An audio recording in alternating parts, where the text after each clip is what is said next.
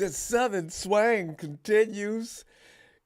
Southeast southern swang. Or should I say southeast swang area. Swang.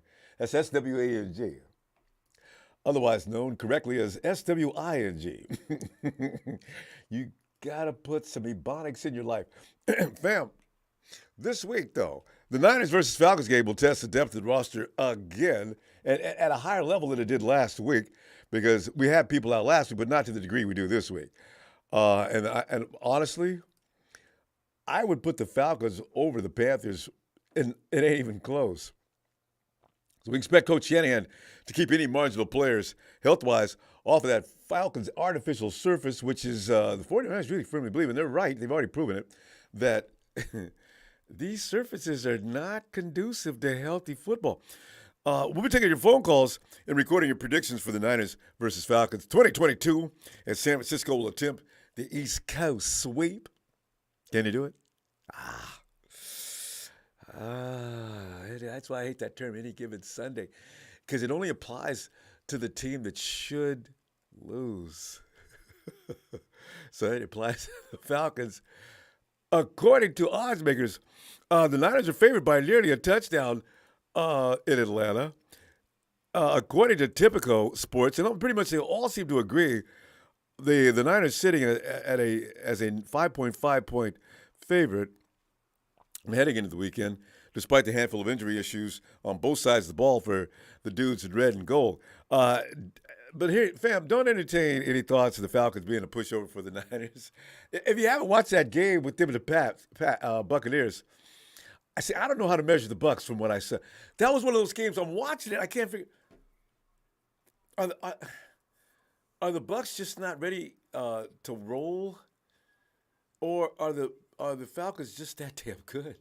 The Falcons gave them fits, especially in the second half. So I was really concerned. And Atlanta is 2-3, but their 3 losses have come by combined 11 points. Expect this game not to be over one way or the other until the final quarter is my thinking. I don't, Ronbo, man, chill out, man. What's your optimism? I'm optimistic. I'm just saying. I didn't like what I seen against the Bucs. You know, Cordero Patterson wasn't even playing with them against the Bucs. They didn't have keys either. He's coming back this week. The Falcons' largest loss was a 6-point defeat to the Bucs last week, and even that game was swung by a very questionable roughing the passer call by Grady Jarrett, who's got to be contained, by the way, if the 49ers are going to have any success. Do you know, back in 2019, it was Grady Garrett.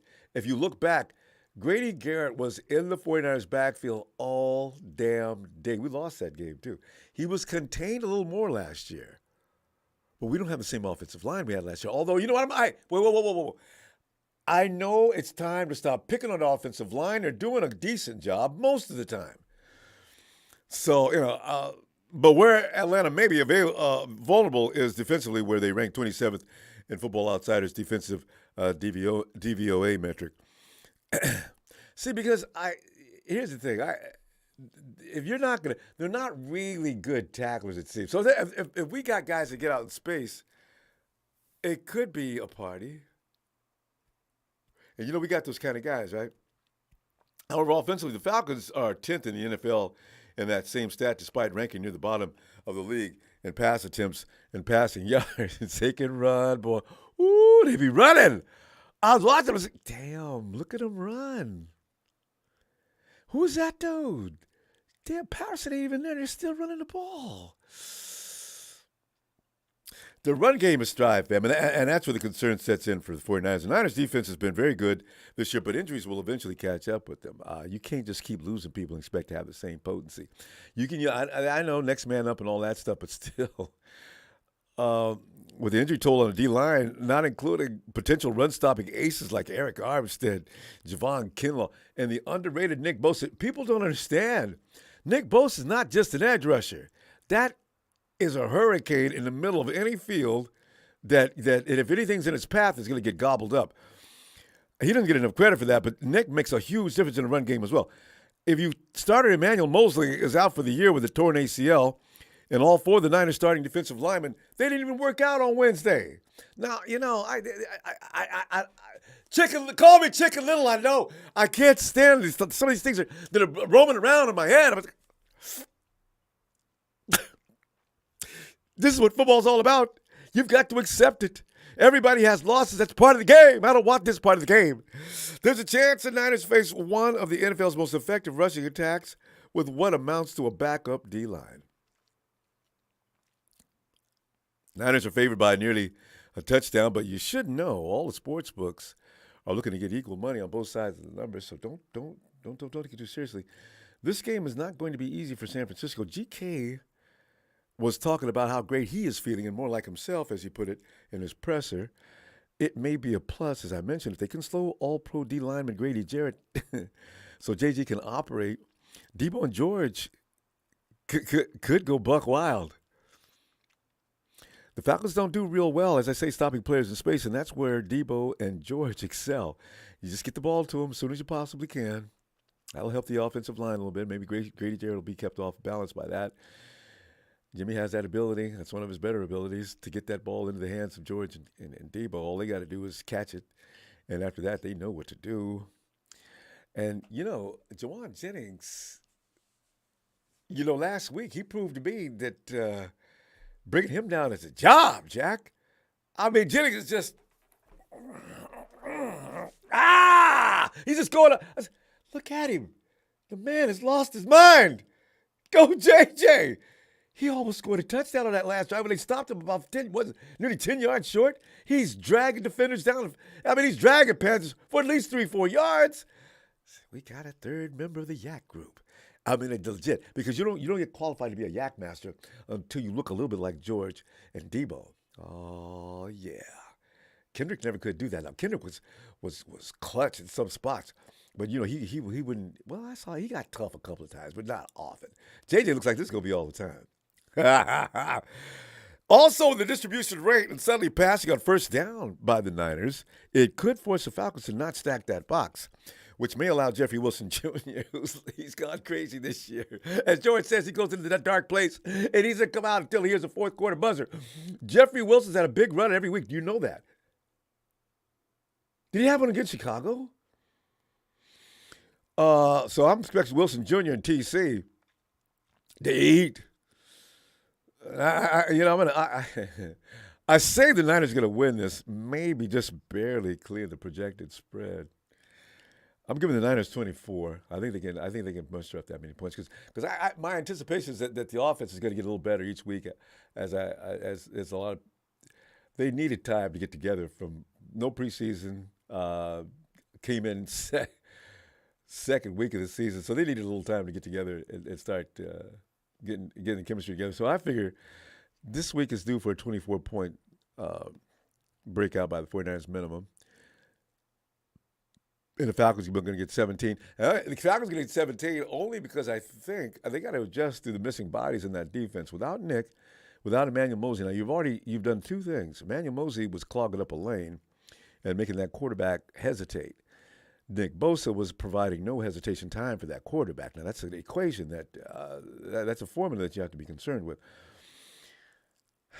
17? Oh, God, they could. 24-17. You still got the rest of the guys out there on defense that are going to make hell for the Falcons. So, too many key starters for the Niners to complete dominate defensively this week, though. So, 24-17 is my score. Anyway, come on, Niners.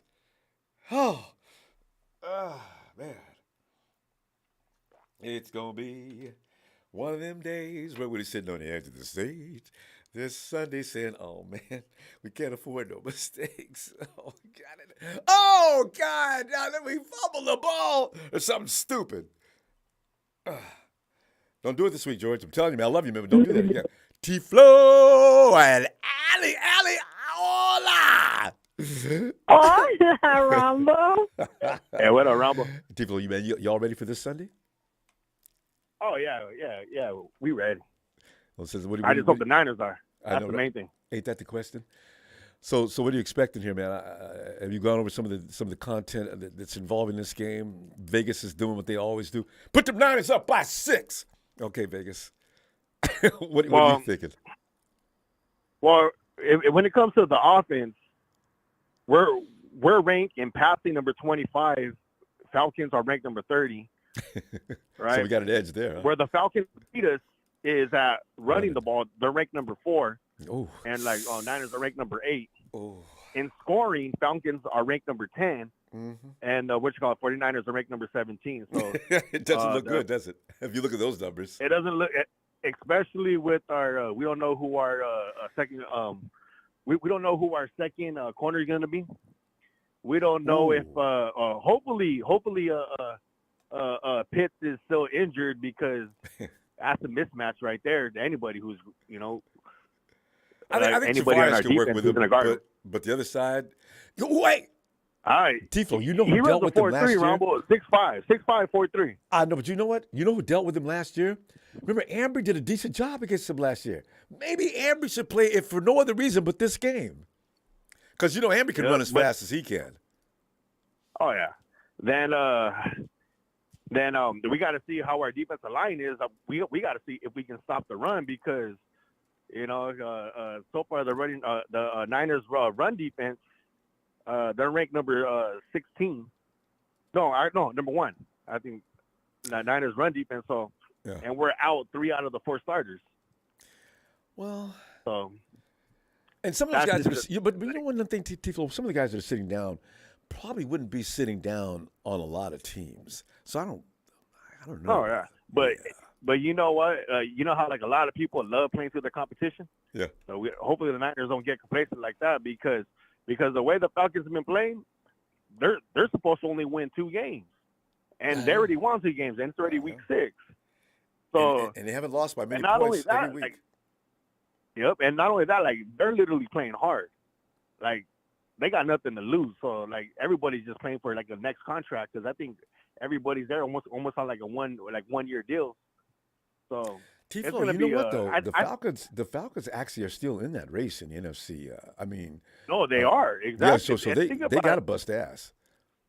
They got a couple of plays, they lost. Same thing with us. We had a couple of plays, but we're the ones who lost to Chicago. So it was raining, Tiflo. We was trying to play. Yeah, but still, in a monsoon. It's still Chicago though. Wow. It's still Chicago though. Doesn't matter. Rain. That's part of football. That's why Kyle Shanahan has to learn how to. When it rains, you soak the ball. You don't just let it dry. Yeah. Because the players of the wide receivers, they got to learn how to catch that heavy ball. Because Debo even said, "Man, the ball was heavy." So the ball wasn't heavy last week, and Debo dropped one though. He better stop that. So we'll see. Oh yeah. But other than that, I just want to see how our offense goes because this is the time to shine to at least to move up in our passing and scoring. Yeah. Because we got to be at least top 10 in scoring because if not, we gotta label the Kyle Shanahan as a genius out of the window. I'm sorry because it's been 6 years and we're still worrying about when is Kyle's offense gonna take over the league. It's so far for the past 6 years, it's always been defense. So, I just want our offense. Did you see the improvement in the offense last week? I thought the offense looked a lot different than it did, say, from week 2. No, it did though. But then again, you gotta take away 14 points because of the defense. We had a pick 6, and they went it on fourth down in their own 8 yards. So that was a gimme for a touchdown. True, but the thing is, at least they looked better than they did week 2. It looked good. It looked good because the progress. This is what I've been saying for the past 3 years.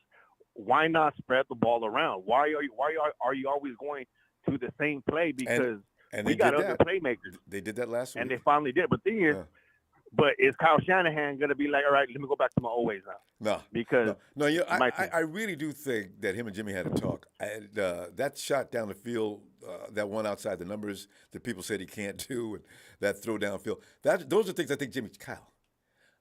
Let me trust me. And not only that, Jimmy got to start looking at that film and seeing how open Ayuk is. Because when you look at the all 22, Ayuk is open, but he just open, doesn't like. You know what? He was open last week and misjudged the ball. He should have made that catch. Though, you know what? As I said, I think Ayuk and Jimmy are going to get together as the season progresses. They need some time because they ain't had none up until 3 weeks ago, right?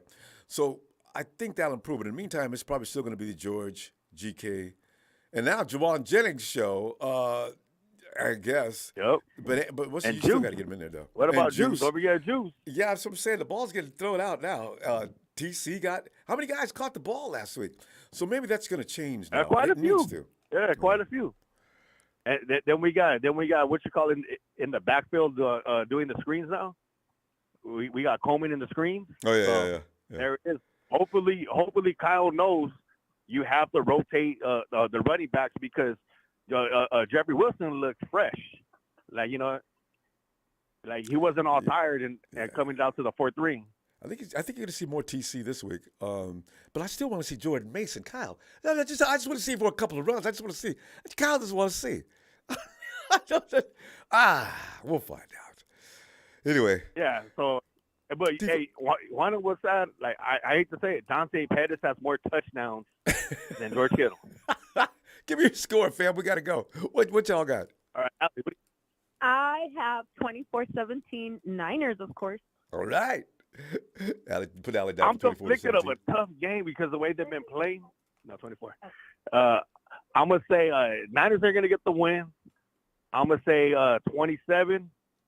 27-16 Niners. All right. We're all around the same. Allie and I have the same score, and we're all around the same amount of cover. We're all concerned about the 49ers offense. They could bust out, maybe. We'll see. All right, fam. We'll see. Let's get a little Niner shout out. Yes, a Niners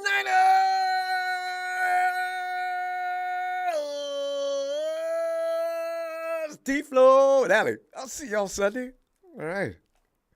Good night. All right, Rob, good night. Night.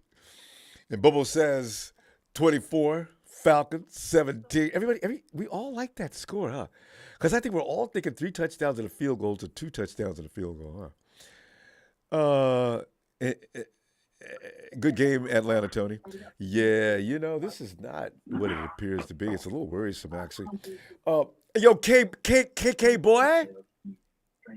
What's going on, Ronbo? Okay, man. We're just sitting up here worrying about this game. For some reason last week I wasn't really scared of the Panthers. But then again, we had a full house of defensive players. When you start losing players and guys out there talking about how they aching from playing on that turf last week, it starts to make it, oh, man. Because the Falcons ain't hurting. They work out on that surface all the time. They're used to it. K-Boy, this is what you do. Why does that surface cause lingering effects after the game? Guys are talking about their sore aches where they don't normally have them. What is that about?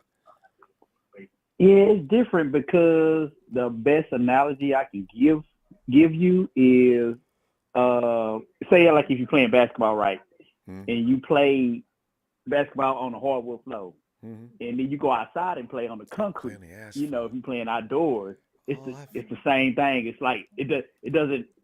It's kind of like that's the only way I can kind of compare it. Like, and then like this thing, if you play like basketball outside, in a park or something on the concrete, you're gonna be aching the next day. And it's just different. You know what I'm saying? It's not grass. Yeah. You know what I'm saying? Just like that concrete is not hardwood. To it. That's true. Right? Exactly. Just like regular grass have give to it. That AstroTurf or whatever the synthetic turf that they're using now, it's not grass. They're trying to simulate it as grass, but it's something different. You know what I'm saying? It's harder. It's rough on the body and everything. They just need to get rid of it in all stadiums. They just need to go. We got technology now. They can put grass stadiums and domes and stuff now and keep it nice and firm and soft and and everything like that. All new facilities have climate control inside. That's all you got to do. Right. Right. So, Yeah. So that's playing with people's careers, and everything. Right. Starting people's careers. That's what happened to Michael Irvin at the Veteran Stadium. That basically was concrete. When he got that injury that he had, that concussion he had or whatever, when he hit his head on the turf, he ain't played no more out there. Yeah, your head cannot slam against that stuff too often. Okay. Hey, right. K-Boy, give me some on this game. What are your thoughts? How's this going to turn out? Man, when I called you earlier this week, I expect our boys to get at least 30 points. So my score's gonna be 31-17 because we haven't gave up over 19 yet. And I think we still, even though we're missing people, that Atlanta offense doesn't scare me like that to put up points. I think they're gonna have they're gonna have at least 1 or 2 turnovers, I think, and I think we're gonna capitalize on that. Like I said. But then, I was looking at some statistics today where Atlanta is 5-0 against the spread, and the spread is what I saw. It's -4. Yeah, 5. Well, is it down to 4 now? I've seen 5.5. So I saw one place say 6. I only seen one place say 6 though. Yeah, but that's nearly a touchdown. My parlay house they got it at -4, so I don't know. So and then I'm seeing us. We like 2 and 3 against the spread. I'm like, what Vegas know that we don't know? So there's the numbers for you. See, Kate, well, this is if you're gonna make a bet, you have to look at the analytics and what the models are spitting out, because they run like a million scenarios or so. I mean, come on, man. I know. Yep. All the algorithms and all that stuff. So, but yeah, there's something fishy about it too. But I hope they just go ahead and you always have a game or two on Sunday that it just goes against what Baker's talking about, and I hope that's one of our games because now we finally starting to get some respect in the national media. Like, okay, the 49ers is the best team in the NFC now because the NFC is wide open. And I'm like, yeah, now y'all starting to see. Yeah. So it's just the injuries that's gonna, kind of bog it down. But it's just like it's just almost like the Super Bowl year when the injuries kind of got us in the first part, but we were still kind of good enough to get it. And then by the end of the season, we got healthy, and everything. That's it. Well, I could use DJ Jones it was like in the that middle game. of the season. Yeah. Right. Yeah. So. But that's what I'm thinking, Ronbo. 31-17. I think they might play us good in the first half, but I think we'll try to run away with it in the second half and everything. So that's what I'm looking at. Yeah, Mariota's passing around 50-something%. So yeah, maybe they can get to him a little more so than other teams have been getting to him. And if that happens, okay, we might be able to control that line of scrimmage all day. I don't know. It's scary. Yeah, it just depends because that's what we heard. Net is the defense line. I don't think they should play Nick Bosa. Let them go on, get ready for Kansas City. Give them the week. We really don't need them too much for this game. I think them boys will show up and do what they need to do to put enough pressure on Mariota. So. Okay, boy. Good stuff as usual. I'll be looking for you Sunday. Yes, sir. And we go say, yes, sir. "Oh man, we did it." Hey, did we cut Casey yes, short? Right. Boy, we cut you a little short. I'm sorry. I thought it was on the wrong clock. Have you got anything else you want to add? It's all good. Okay. No. It's all good. It's all good. We'll check you out on Sunday. We got an early game, which is good, so I can get a chance to talk a little bit. Late game and nothing like that. So. All right, fam. Have a great night. All right. Check you later, Ronbo. Looking forward to it. There's K-Boy. Yeah. And Sharon, marketing pro. That's just Ronbo. Take that spam down. Guys, don't be disgusting. What if there are children watching you? They're going to have a bad impression about you. Does that mean anything to you? Have some shame. Grown men, Sharon. I got to talk to grown men like that. Okay. Sharon, how you doing tonight? Good. How are you, Ronbo? Doing well. I'm nervous, as usual, with pregame. This is a ritual. Relax, Ronbo. I know. We could be playing a Pop Warner team. I'd still be nervous. I always wonder what, Exactly. I love winning, Sharon. But what do you think? What's going to come? What's going to happen here?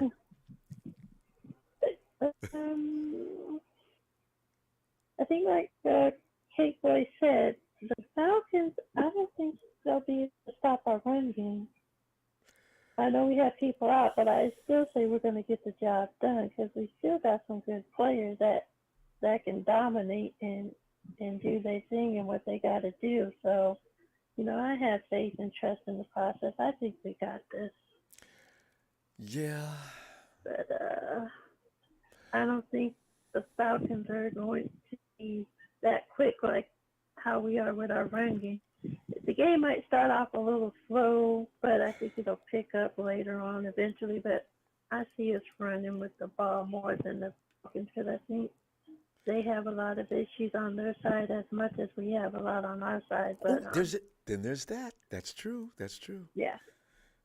And who can overcome them between the two teams? Tevin Coleman likes that team without too. Nick Bosa. Bosa needs the rest for for Kansas City. Oh, and by the way, my mom told me to tell you she's going to that game.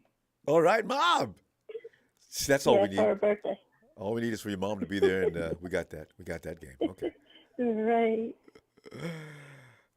People are talking about Kansas City. You know what's so I'm- funny? People talk about Kansas City game before we even play this game. I said, man, people need to calm down. We got to play this game first, you know?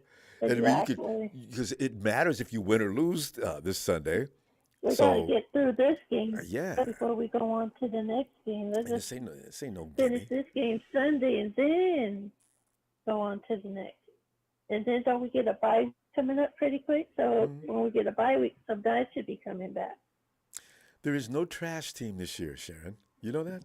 Mm-hmm. There is no trash team. The Jets, you can get your brains beat out in New York. The Dolphins, they can tear you apart. I'm trying to think of a team that's an easy win. There is no team anymore. You got to come in and bust butt, or you're gonna lose.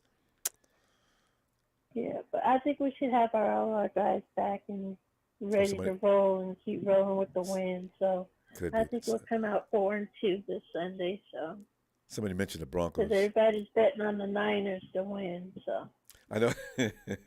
Vegas knows what they're doing. You know that, don't you? They're going to make even money or Vegas all above the every week. time. Yeah, see, it's all figured out. I hate them. If just for once. But I don't think they should start Nick Bosa, though. I think they should sit him down and let him rest. But knowing Nick, he's going to want to be out there. But save him until the Kansas City game. Yeah. That's when we need him. Yeah, Kyle's not fooling me. He's not playing. I would bet big. There's no way that Nick's playing this Sunday. No, because you don't want to get him out there and get him hurt more. We don't need that.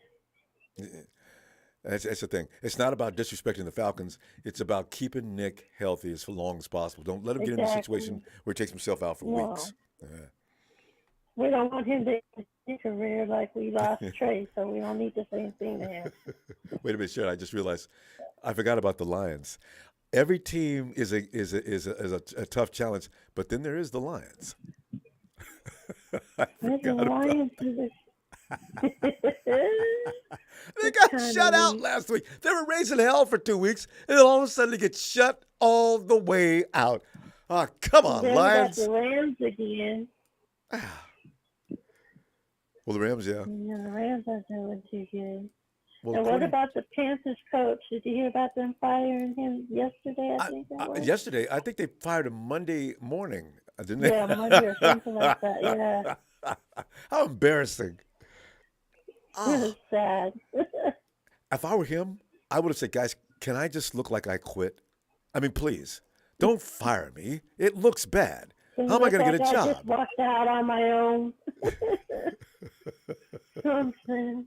I mean, losing face like that is just, oh, my, ew, oh, fired. He wasn't doing nothing for that team, so they had to do something.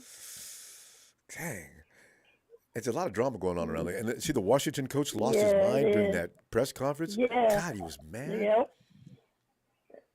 And then Devontae Adams got charged for pushing the camera guy. There's a lot of things going on in the NFL. Anger is raging this year out of frustration. Frustration, that's the word. Oh. Devontae has nobody to blame but himself, though, Sharon. You know, I don't know why he thought. Exactly. Everybody knows the Raiders have a tendency to do this kind of thing.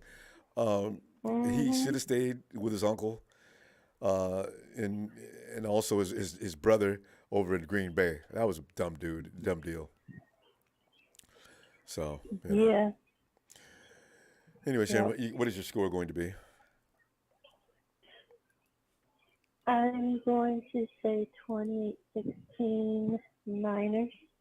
Wait, say it again. Mom, 28-16. 28-16. Okay. Mm-hmm. And Mom is? Mom says 24-17. 24-7.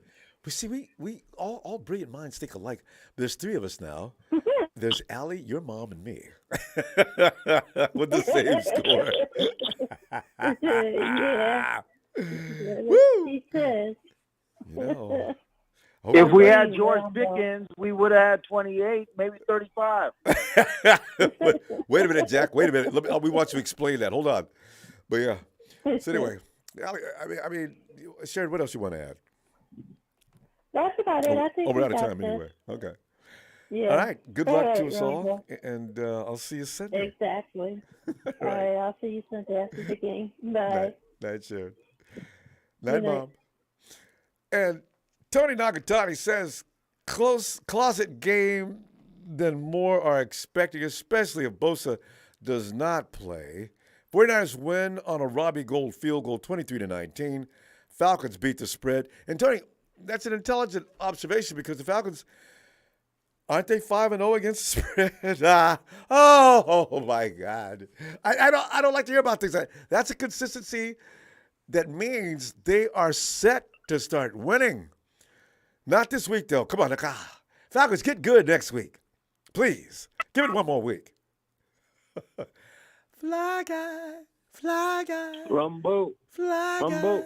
guy. Fly guy, what's Yo. going on with you? What's going on with you, man? What's going to happen in this game? You know, we're all sitting on pins and needles. Well, most of us. A lot of people are confident, but I don't know how you feeling. I'm thinking about the Seahawks play Cardinals. Somebody gonna lose. Somebody gotta lose. Man, a tie would ruin both of them. I love that.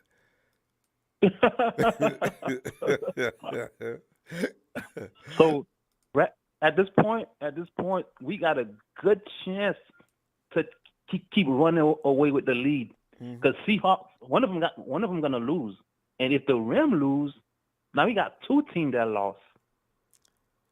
Who do the Rams play this week? So we got a chance to run the scoreboard so we can be at the top of the division where they can no longer catch up. Well, you got to get about a 2-game lead. Who do the Rams play this week? They play Panthers. Oh no! You never know. But if the Rams lose, and Cardinal plays Seahawks, that means two teams will lose. Yeah. So 49ers keep climbing to the top. They beat. We gotta hope the Rams lose, so we'll be 3 games up to the top. You know, somebody in the We chat. still 3 games ahead. I know that'd be Are they nice. gonna catch up to us? So, somebody in the chat Nah. says that CMC will probably end up staying in LA. I don't know, marketing pros. Did that you said? Where do you go get the money from? If the Rams do sign CMC, I'm gonna tell you what. Somebody needs to investigate the Rams payroll. I know they move players in and out at a rate. Oh, you know what that means? So that means they wouldn't get OBJ. And you and I both know CMC is not going to play the rest of the schedule. He may get 5 or 6 more games in, but he ain't playing the whole year. So Rams, go ahead and sign him. So who you think gonna sign OBJ? Rams. You know, most teams. Oh, they already get OBJ's already gotten one offer, and he got mad because he thought he's being disrespected. Here's a man that never plays a full season. He's just coming off an injury, and he got mad for the money the Rams offered him. But do you think Kyle would even think about signing him? Because I think he a little spark to the offense like Emmanuel Sanders too. Him and Debo? No, because now you'd stunt the growth of BA. You don't want to put him out there. And also, I don't know if there's enough ball for him. He's the kind of guy that needs the ball a lot. He did have to share with Cooper Kupp, but he knew his place in L.A. I don't know if he'd know his place. I don't know how much respect he's got for the 49ers receivers. That would be interesting, but I don't think so. Nah, I mean, to me, I think Kyle just don't want him because of he's gonna be asking for the ball. Yeah. But John Lynch would have been when they got him because he's a Debo fan. They He's a tried to Debo get him. fan. He's a Debo. They tried to get him. Remember that year they tried to get him, but the Giants wouldn't trade with us because we don't do business with the Giants. Ever since Parcells and Walsh became enemies, it's been a no-no. So we couldn't get him, and of course he went to Cleveland, and you know the rest from there. So we'll see. And this week, look out for one player. I'm telling you, Jimmy G. Okay. I see a swag that Jimmy G have no more fear. He letting it go. Like, forget what happened. You know, he's on his last year anyway. Yeah. He don't care. Like, just let it go. Throwing through Tight windows. coverage and all. Yeah, throwing through windows that are way too tight, throwing outside the numbers, going deep. I was shocked. But you know what? What I really appreciated is him hitting a lot of different guys. Got Juice involved, like we noticed last week. GK got his touches. Debo still got his. Jawan Jennings, TC. He's spreading that ball around. Anybody, did I miss anybody? Yeah. They play that kind of offensive that's what we attack. gotta do. That's solid. That's what we got to do. Like the player that they least watching, that's what we got to make them win the game for us. And but we can keep going. We can keep going to Debo every time. They know Debo double team. We keep going to Debo. Then all you got to do is bird dog him. All right. Yeah. So we got a good chance to beat the Falcon and go way ahead of the Cardinals or the Seahawks. One of them gonna be in trouble. Oh man. Hey, call that game, though. Between the Seahawks and the Cardinals, who do you think is going to win that game? I want the Seahawks to win because we beat the Hawks already. Mm-hmm. So that'll put us 3 games for sure. Yeah. You get what I'm trying to say? Because we beat the Seahawks already. Yeah, you know what? Seahawks will have to beat us and then win 2 more games to be on top. I think the Hawks could possibly do it, too. Black Guy, what do you got for a score in this game? I say 31-10. 31-10 for Fly Guy. Fly Guy's thinking the offense is going to bust all the way out and that defense is going to remain intense. I believe so. If they don't do it this year, I'm giving up. I mean, this game. I'm giving up. Give it another couple of weeks. Anyway, because I'll tell you what, fam. I'll see you Sunday. All right.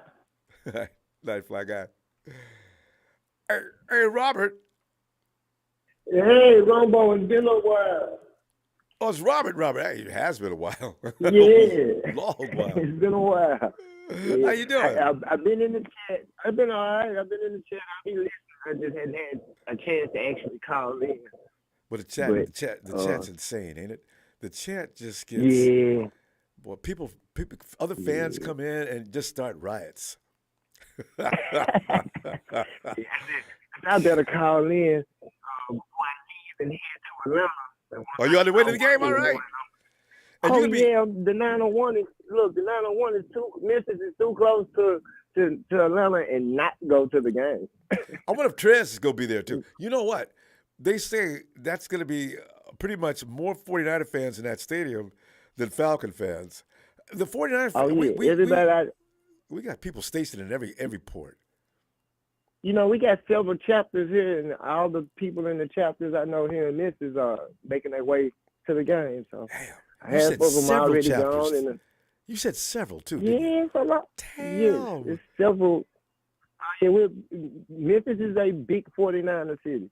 Ooh. Mainly in Memphis, you have 49er fans, Cowboy fans, and Steelers fans, and Tennessee fans. But they not real Tennessee fans. That's an awesome thing. I know Papa Dragon's in that area. So yeah. Yeah, Pop, yeah.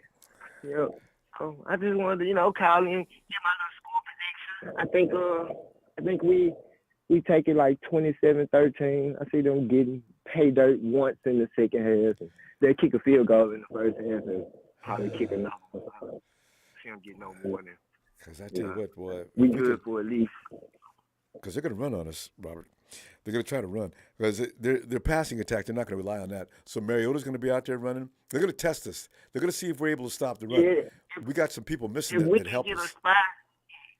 Yeah, we keep a spy. We watch. Mariota's probably the most dangerous runner they got right now. You think so? They got another running back. Cordero's not playing, but they got another running back that I was watching last week. Avery. He's Williams. Decent. He's decent. I saw him last week. He's decent. There wasn't a 49er defense that was going against. A special team. So if Avery comes busted down the field and hitting that sideline and got Robbie out there, you know what? Maybe they'll get smart this week. Let Mitch kick that. Let Mitch kick it. Because at least if they get past the front line, they ain't getting past Mitch. That dude can tackle. Right. So. Yeah, he can tackle. Mitch want to hit. Yeah, anyway.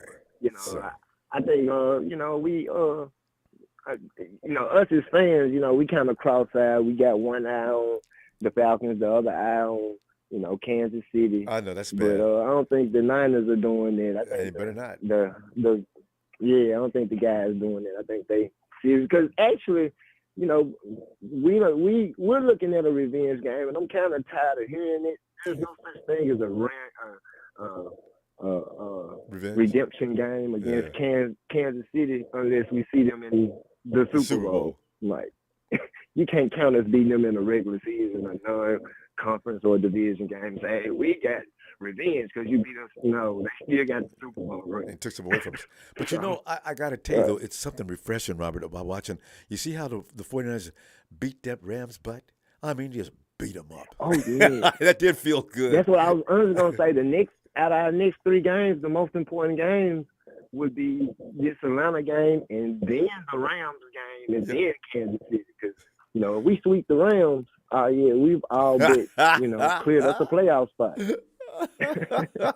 That's what I think Trent Williams might be back by then, too. Right, exactly. Woo! So, that's the important game. Yeah. Of course, I want to see a dog out Kansas City, too, but, I'm more focused on what it's going to take to get us to the promised land. Yes, indeed. Because, man, I tell you, got to play hard this week, though. Like last week, I'm just wondering if certain people missing is going to make a difference. I understand that Jason Verrett's got a sore knee, and I said, "Oh man, what does that mean?" They had to shut him down. Well, I'm to be honest with you. I think he kind of once E-Man went down. I think he kind of picked up the pace and tried to start moving a little bit faster. Yeah, overextended himself, so he probably had to, what I'm saying? And probably, they probably told him, hey, take it slow, but, you want to get on the field. We saw how he left the field the last time he was on. It was heartbreaking to see him cry like this. So, he got an opportunity. He want to take the best, get the best opportunity out of it. So. Yeah, and getting it. Well, who you want to put over there then? I've been going back and forth with that one, Ronbo. Robert, your voice is fading out. Okay. I think, Robert, you're not on speakerphone, are you? No, I'm not. Okay, go ahead. Can you hear me better now? Yes, it's staying consistent. Okay, go ahead. Yeah. So I think I've been going back and forth. Do we put the rookie over Womack? On the outside, Womack, or do we slide him in the inside and put Demo outside? Lenore, yeah. No. I don't know. Pitts is too big, and so is the other guy the rookie.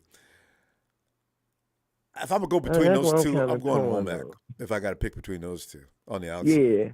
Now, I think we should do something completely different than what we normally do. I think Ward, he should travel with whoever the best receiver they got don't have to be tied to one side of the field. Right. Yeah. And I think that'll kind of fix the problem, because I think there's nobody in the league he can't hold one-on-one on the island. Proven that. So, yeah, take out their best receiver. Ambry Thomas did a decent job against Pitts last year, and that was before he finally figured out how to. He was always on the play, but he wasn't at the end. He wasn't able to finish. At the end of last year, he was able to finish.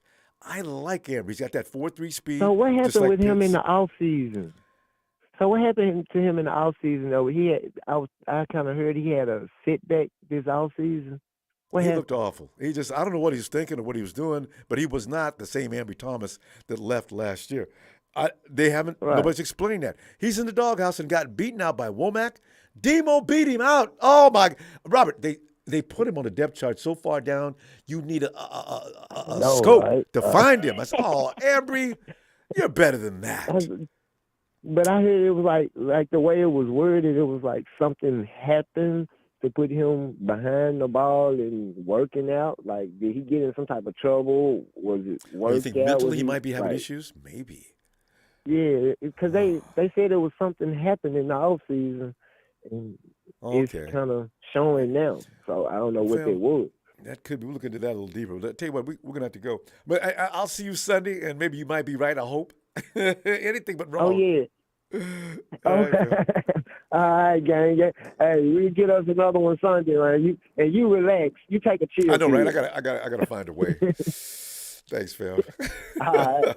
I'll see you Sunday. Have a good one. You too. Oh man. Hey, Nigel. Hey, what's up, Ronbo? Well, as you know, I become Chicken Little. In the days gone by, I remember every week, even when we had our worst teams. Listen, have some faith. The Niners are going to arrive this week. We have been looked upon by the media. It was like us against the world. We were like the Lions guy, right? We were Don Burr. Everybody was Don Burr. Well, me. And then there was people who call it Ronbo. Man, you're delusional, man. We ain't got to pray. Especially like Emilio. Emilio would come in and tell me his first sentence was, Ronbo, man, the Niners are trash. I done told you, man. No! we got to win this. What's going to happen here? That's funny. terrible. I think we're definitely gonna win. We just got to score over 20 points on Good point. offense. Yeah. Because I don't think that this Atlanta offense can score over 20 points on our defense, even with all the guys that are out. Because I was looking at the depth chart. If our whole starting defensive line is out, we got Ominahue, Hassan Ridgeway. Mm-hmm. Who else? Terry Hyder is going to be out there. Teray, Kimiko, he's solid. Yeah, Hyder. Yeah, I mean, those four. I mean, our backups, they're probably top half of the league anyway. Yeah. So I'm not really terribly worried about that. As far as defense goes, of course, I hope to see Womack out there at corner. So we'll see what happens there, but I think we're going to be okay there. The only thing that I was kind of reading up about is Mariota and their head coach they're pretty well aware of what their issues have been this season, and they've had some close games. They're playing everybody tough, but they haven't played a defense like ours yet. So their first and second downs, I guess, is what they were really concerned about trying to get corrected, because they're basically not as efficient on their first and second downs. So their third downs, they're having to go a lot of third and longs, and if they do that against our defense, that's going to be a long day for them. But Marcus is holding the ball too long. I don't know. I thought I remembered him being better than that. As I watched that game, Marcus, give me the ball. There he goes down again. Hey, I'm thinking, if he gets rid of the ball a little faster, he'd be a little more effective. Hopefully, he doesn't figure that out yet. Hopefully not. He's a good runner too. He's had a couple of games where he went over 60 yards. So that's the only thing that I would be concerned about is, for them to change some stuff up, is maybe him using his legs a little bit more. But I still don't think, at their best, I still don't think that our defense, the way it stands right now, they'll be able to score over 20 on us. So, like I said, just transitioning over to our offense, we've been trending upwards, and there's a couple of new wrinkles that they're throwing in there, specifically with Jimmy G throwing, and you mentioned it already, kind of throwing to the sidelines, a little bit further down the field and stuff. I want to see that continue. I would like to see that trend continue. That way, against teams like this, they're going to play us tough. But yeah, just we're going to be able to kind of unleash the offense a little bit more. Get basically these. I don't want to say practice reps, but basically that's what it is. You know what I'm saying? Just get that experience where he's throwing, where Jimmy's kind of making these throws that we're not consistently used to seeing out there. So as long as we continue trending up, and I think if we score over 20 points, we're definitely gonna win this game. So, but we'll see how it goes. They're a tough team, and like you were saying, like a lot of other people were saying, can't look past them. Yeah, can't look past them at all. So they play everybody to their game, and as long as we don't play down to our competition and we play at the level that especially our defense and that they can play at, we can take this game. So, but we'll see how it goes. So that's in that's the what I have defense, for the game. Here, as long as you got, as long as I got Jalen, Talanoa. Every time I look at that linebacker crew and Talanoa, I think, That's rough on any team right there. Boy, I got Dre. I mean, run and chase. Get out of here. Fred Warner, one of the most brilliant guys in football, and Talanoa that's about to become a Pro Bowler. I said, you guys, if you're going to try to run, I got news for you. These guys, losing is not an option with them as far as that goes. So I'm feeling good about that. I just wonder about their passing game. They got a couple of guys. Well, Pitts is going to play, and the kid they just drafted. Mm-hmm. They do. They and that's the thing. They're a little bit nicked up too. So, but yeah, Mariota, he has 4 touchdowns and 4 interceptions right now in the season. Okay.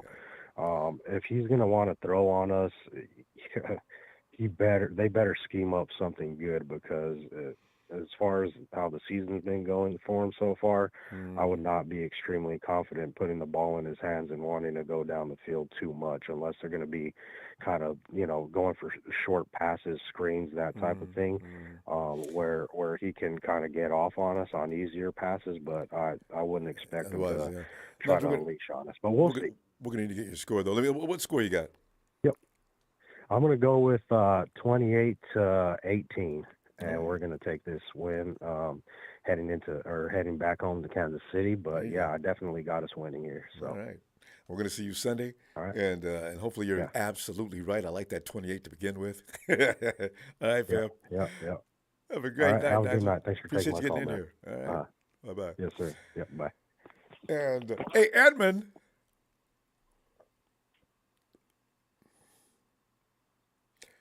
Hey, Ronbo. Hey, Edmund.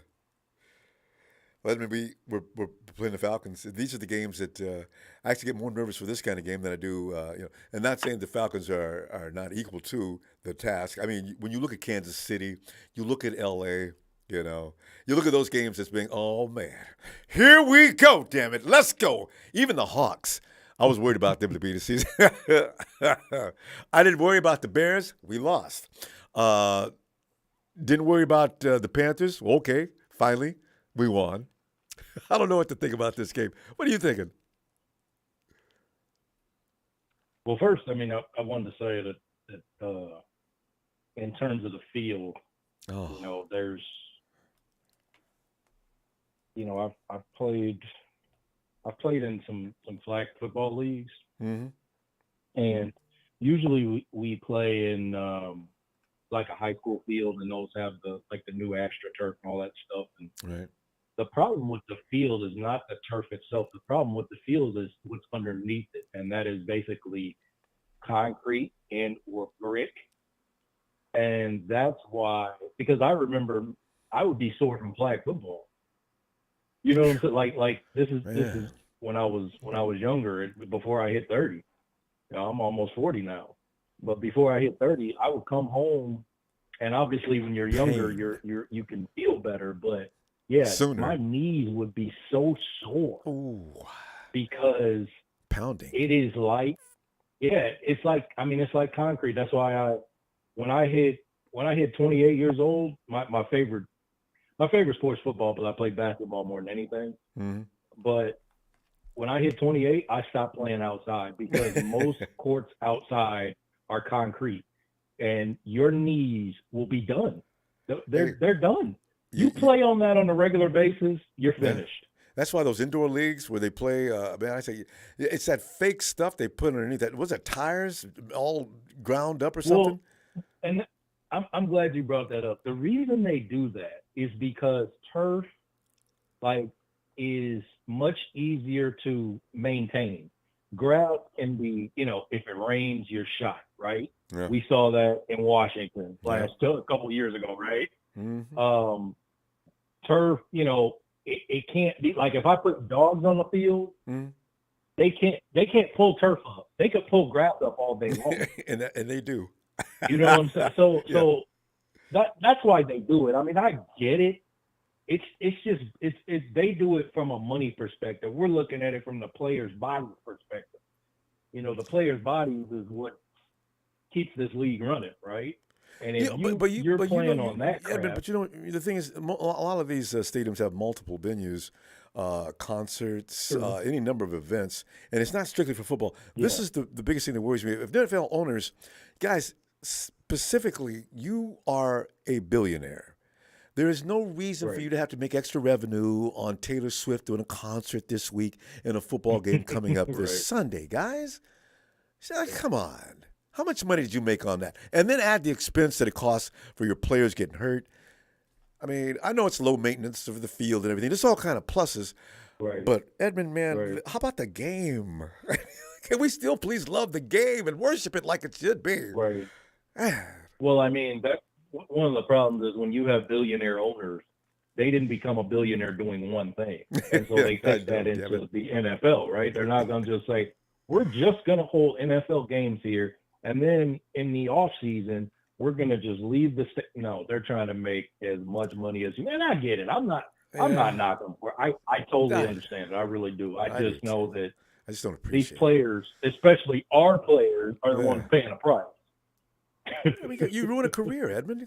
I mean, I don't know what Moses is going to look like when he comes back. Nick Bosa's a different beast. I believe Nick Bosa could do this every year and come back the following year. The Bosas are a different breed of man. But everybody else is really going to struggle with that. I really hope that Mosey can come back as he was. And then you look at Jason Verrett. I don't know how long it's going to take him to get recovered. It's just a sad thing. I just think somebody brought it out on Twitter that the only way the turf is going to change is if one or two elite quarterbacks get hurt on it, and it would have to be a reason. You know what I'm saying? Like they would have to do like almost like a Jimmy Garoppolo play or a Mosley play where they run and then tear ACL.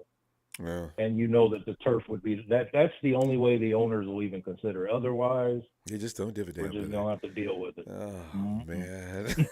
and then George Kittle came out in his interview and said, "Well, I'm not saying all the artificial surfaces are bad, but I mean, they're just not all the same." And that makes sense. If they're all going to use artificial surface, then which one is the best one? If they can actually rate that. And then if that's going to be the case, then use that surface all over the league. If you want low maintenance groundkeeping, then okay, fine, use that. But make sure that's the one. Well, like, I'll say this. Jerry Jones, when he made his new stadium, right, he put a new kind of turf in called matrix turf. Now, it cost him $400 million. But if you notice, we played a playoff game last year. We had relatively few issues with that turf. Yeah. Right? In fact, you don't hear anybody getting hurt on the Cowboys' surface. But again, Jerry's a different breed too, right? Yeah, I mean, he's a billionaire of billionaires. I know. That's how come. Norm's in trouble over in Washington because of Jerry. I understand. Listen, fam, we got to go. Evan, what is your score on this game? I will say I understand this is a trap game technically, right? Because the Chiefs are up next. Yeah. But whether Bosa plays or not, I just think we're the better team in pretty much every facet. I mean, I don't think there's a unit that the Falcons are better at us than. It doesn't matter if it's wide receiver or even kicker. Now, special teams, I don't know. I haven't checked that, but okay. I'll say. Okay. I'll say 27-14. 27-14. Everybody like 27-14. All right. I like it too. All right. Yeah. I'll go with that. I think Jimmy continues to be consistent, and I think the running game continues to get it done. And to me, I'm not gonna lie to you, Ronbo. I don't even care if we win or lose. I just want us to not have any. We really got to go. Production's getting crazy over here. So let me see you Sunday, and we'll discuss. I hope we don't win or lose. God damn. he means that not in that way though, Jack. Jack. No, if you said we won and lost Nick Bosa. Yeah. Jack, he's got a good point there. Depends on what happens. All right, Edmund. We'll see you Sunday, fam. All right, Jack. Go ahead. Explain what you were talking about earlier, too. I loved it. Knock, knock. Yeah, who's there? Jack is back, baby. Listen, man. I thought you had to. What time it is, man. Pick the peck of George Pickens, baby. Oh, that's what you were talking about. Like a bad alcoholic. Hey, wait. Where's George playing? And George Pickens is playing for the Steelers. And, that's what I thought. What happened? I told you to get this guy at 50, but no, you got to get these injured ass dudes. Get injured. I hope they work out or whatever. But man, all we're doing is getting injured all the goddamn time. It's pissing me the hell off. To tell you the truth, you know. Pickett's is doing a good job in Pittsburgh, though, isn't he? I just realized I thought I saw him in a highlight one weekend, and I says, "Where have I heard that name before?" The greatest catch of the year. Greatest catch of the year, and I don't know how I call these draft picks. I just. Once I'm locked in, man. And you was going crazy too on it. Now look at him. And we got Danny Gray over here getting injured, and I hope he stays healthy because the boy has potential, to maybe be the second or third best of all these rookies this year. But he needs somebody like Trey Lance. That's why we did draft him, because his arm and he could get up the field to get him. Jimmy can't get him no ball. Only the thing that Jimmy could do is get him on the crosses. You know what I'm saying? Mm. Well, we're going to find out because Jimmy already told Kyle, look, we got so I'm much throwing the potential ball. on this. So, got so much. Jack? Listen, man, we are so happy. Sorry, guys, I couldn't call you. So much stuff happened with the inflation, with Putin's war in Ukraine. That my business went collapsed, so I wasn't able to call for a few months. But I'm telling you guys, man, thank God we did not trade Jimmy G. Now look what's happening, and he's pissed off. This is the first time I'm seeing Jimmy G pissed off, Ronbo. He's pissed off. He said, "You know what? Okay, watch this. I'm finna take all you guys, as long as we stay healthy and intact, to another Super Bowl, and then let's see what happens." You know what I'm saying? Three's a charm. But Javarius Ward and goddamn Emmanuel Mosley might be the best undrafted free agent duo ever at the cornerback position. I mean, when healthy, man, I'm telling you, man, these guys are just off the chain. And Javarius Ward is officially one of my favorite players at the moment on the defensive side. And I do like me some Hufanga and obviously some Bosa. But, man, I mean, guys like Ridgeway aren't getting the credit. Aaron Banks, man, is doing a great job on the left side. I mean, filling in for Thomason. And, man, God damn, I could keep going on about so many different things that, because I haven't input it in a while. But, God damn, we got the guy, the quarterback, and he's injured now, and we're playing the guy, the tight end that we could have got, Ronbo, that me and you wanted. We wanted some Pitts. Remember that? Oh, I know. And he's raising hell like I knew he would. He's hurting, but he's hurting right now. I don't know how healthy he's going to be, but we're going to find out. Man, that dude's that kind of size running go routes, tight end running go routes, and smoking the defender. But I'll tell you, man.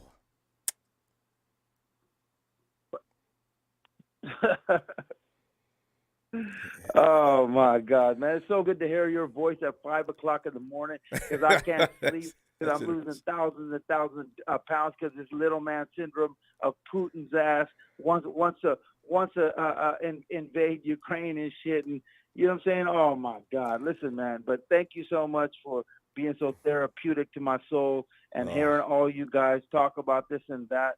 But, hey, man, it's going to be a hell of a game. It's going to be a hell of a year. Stay tuned. I'm going to bring it every week. I'm going to try to. And could we at least get a time, like I don't know why we're, going at past 4 o'clock, 4:30, when you guys are kicking off. 4:30 being like 8:30 in California. So, it's 4:30 in the morning out here, man. Can we go back to the 3 o'clock in the morning, like 7? What's up with that, man? That way you don't have to go to bed, right? You just stay up. Jack, the schedule sucks for the rest of the world. East Coast, West Coast, USA is what they base it on, right? So the rest of the planet has to try to figure it out. Thank you guys for taking my time. Jack, wait, we gotta have you're gonna have your score. Thank you, man. And watch out for Tavarius Moore because he ain't finished. All right, Jack, you want to give us a score? Or my score is gonna be 39-0. 39-0. Jack's throw doing a another shutout. 10 in there. All right. We'll make it 49 for the 49. 49-0. It's gonna be a hell of an ass whooping. So stay goddamn tuned. Put all your life savings into the goddamn game and piss off your wife this week because the little man syndrome in Russia's taking all our money, so we might as well gamble ourselves. Shutting it down up in London, man. You'll be back in the saddle in a minute. All right, Jack. Great to hear from you. You know this. Hopefully, we'll see you Sunday. And we do score 49ers. We'll be looking for you. All right, fam. All right. I think Jack faded into the mist. All right. Hey, David. I love you. Love you back, Jack. Have a good night, fam. Or have a good, great day. It's early for you. All right. Hey, David. How's it going, Ronbo? David, it's going. By the way, David, I think you and Jack are located in the same area. Jack's in the UK. Hi, Dave. Same here, man. So I guess you just assume those games will be scheduled for a little earlier, so you don't. At least you don't go to bed. You just stay awake or take a nap and get ready for the game. When the Niners are on, they're on. No matter what time of day it is, we're there. Dave's ready. Oh yeah. Well, David, and knowing we're live this weekend on TV makes it all the better. Yeah. It's a wonderful thing. Now all we have to do is win so that it doesn't cause that misery and suffering after the game. Dave, you have those emotional, I'm like a basket case when we lose. It's only a game, but it's amazing how politics, religion, and football can all have a similar effect. It can really be depressing. It's true. It can change your mood. 1 minute, you could be losing one half, and then the next half, it could be all good. Yeah. Those are the worst, too. You're riding high and suddenly get snatched from behind. Dave, that is, I never thought about that, but that is the worst. It takes a long time to get over that. Like the Super Bowl. Nobody's gotten over that yet. The 49ers had that game going. There's only a few minutes left in the game. There's a 10-point lead, Niners. Can we please just hold on? No, we couldn't do it. I know. But we had so many chances, and like you say, it's a struggle to get over. Yeah. I've kind of got over it, knowing how many rings we've got before. I love that extra one. Dave, we're supposed to have 7 and knowing right now. the last few times. Yeah, I was going to say, we're supposed to have 7, right? 8, actually. If what's his name doesn't muff that punt or that in that one, we could have beaten I know we would have won that Super Bowl. And the one with Kaepernick, if we just run the ball, you got Frank Gore. Go get the ball in the car. No, we got to pass the ball. And then this one. I was going crazy. I was going crazy in that game, but the one that had me stuffed was if we beat the Giants in that championship game, we would have had that Super Bowl. Yep, because the Giants won that game too easy. That Super Bowl they did. That first year of Harbaugh, we would have had it. And our defense was just as good as the Giants that year, if not better. They were incredible, weren't they? There was a forum going, if you could have a player on the 2011 team in your team now, who would it be? 2011 team and this team? Wow. Yeah. Who would it be? And the 3 players that are going around is Gore, Justin Smith, and the Smith brothers. Gore. Yeah. You also got Willis. Which one of those 3 would you take? Oh, Dave, let me get. I want to think about it. Dave, let me get back to you on this one. I don't know who I'd get traded. That's a tough one because this team has got some real talent. I look at the linebacker group. It's got some severe talent, but I'd have to go Justin Smith just for the fact that he demands 2 plays on him. On that defensive line? Oh, absolutely. Absolutely. Justin Smith with Nick Bosa outside. Could you imagine Justin Smith with Bosa? Yes, because Alden Smith, his career was predicated on Justin racing complete hell. Do you know how unfair that would be? Oh, God, it'd be a wonderful thing. Oh, God. Oh, it'd be great. Dang, that'd be something to think about. Well, Dave, this game though, before we run out of time here, what's going to happen here, real quick, and let me give you a score. 21-10, but I'm hoping Jimmy's got some audibles. And the only reason I say that is I remember that last Falcons game where we gave it up at the end. Looked like it, didn't it? You mean in 2019 we lost? You mean we beat them last year? I was going crazy at that game. And I hope Jimmy's got audibles just so we can push it over the edge. I think Kyle's allowed because that. Because Kyle went soft on that game. And the reason, I know he's got love for the Falcons, don't get me wrong, but we gave him that game. We had no reason to give him that game, and we gave it to him. Yeah, but Brian, you're talking about the 2019 contest, right? Because we beat the Falcons last year. Yeah. George, it was that time before. I know. Remember, but George made a mistake in that game. We had that game. George went to switch hands, and for some strange twist of fate, he never makes that kind of mistake.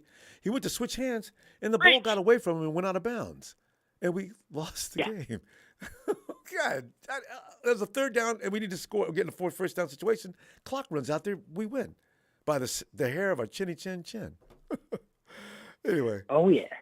Well, we got to go, David. Always a pleasure, David. Sunday, let's see if that 21-10 stands up. Hopefully it does. All right. I hope so, too. Have a great night. Have a great night, all faithful, and love you loads. We all love you back, and David. We'll see you after this win on Sunday. Looking forward to it.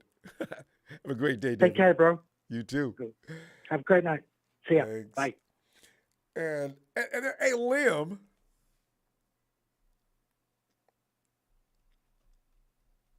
Liam. Oh, Liam. Maybe we'll come back to Liam. Hey, JJ. I'll talk to JJ in a minute. JJ.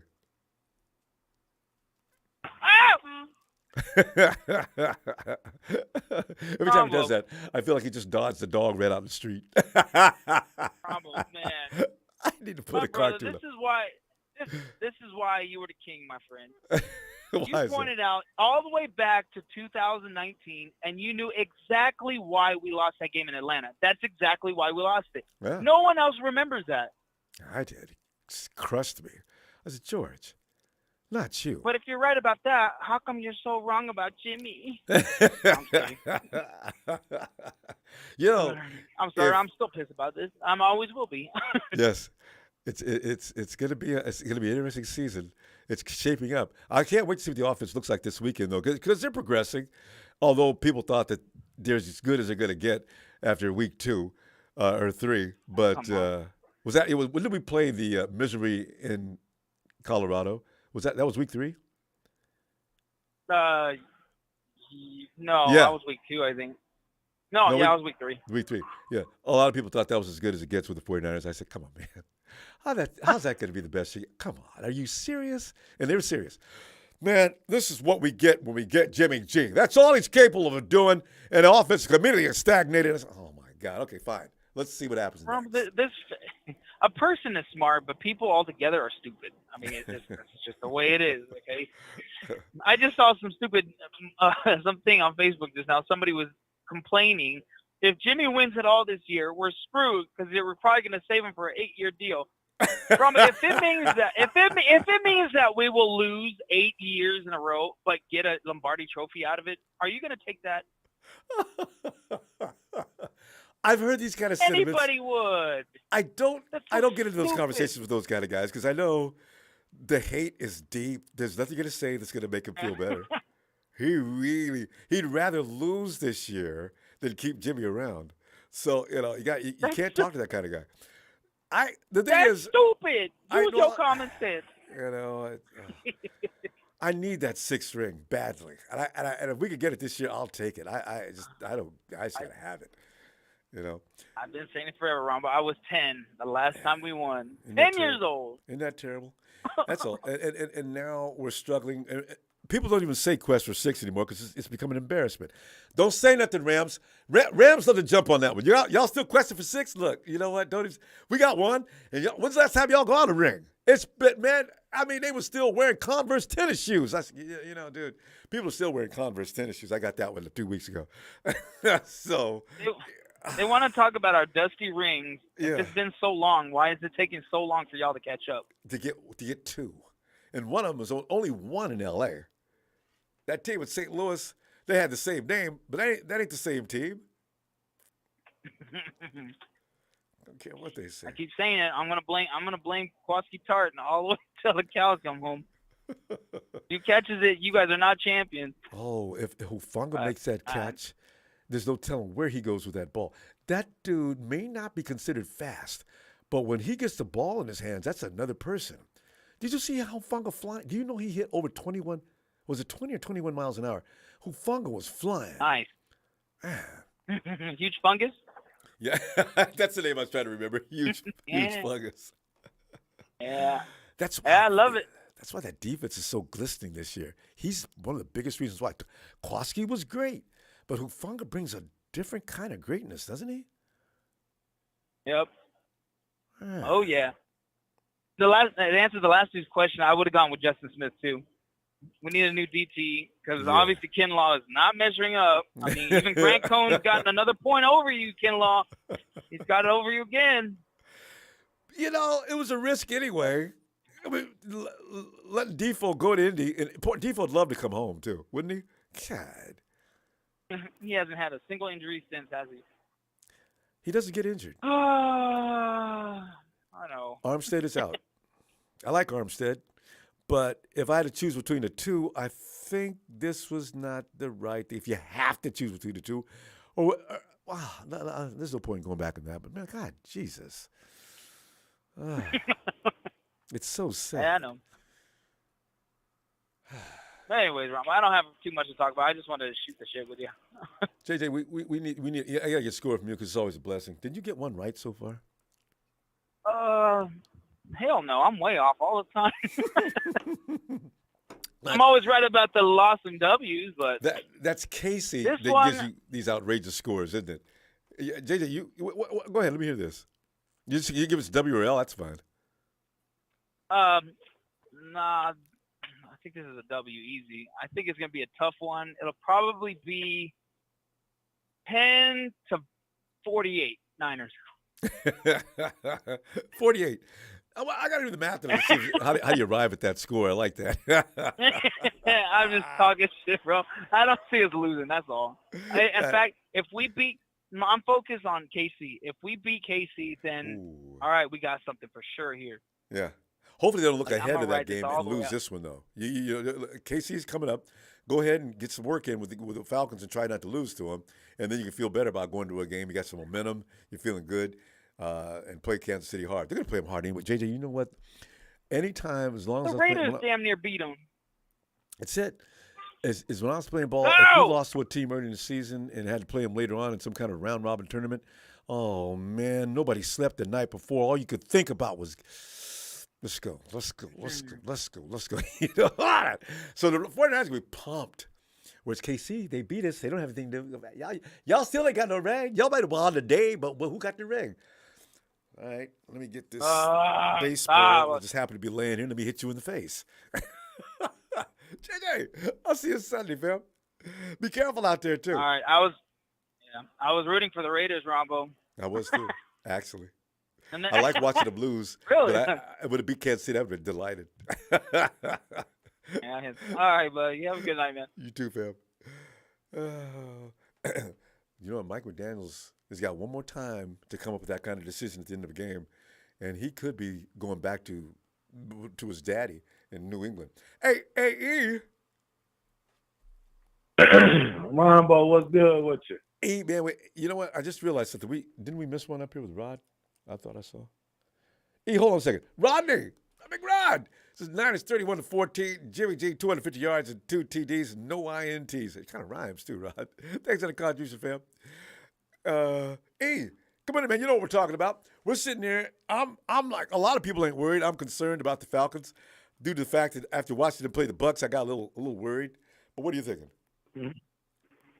I ain't worried too much. You know what I mean? We're going to try to be solid, do what we do, play hard defense, keep them out the end zone, and build on our offense. You know what I mean?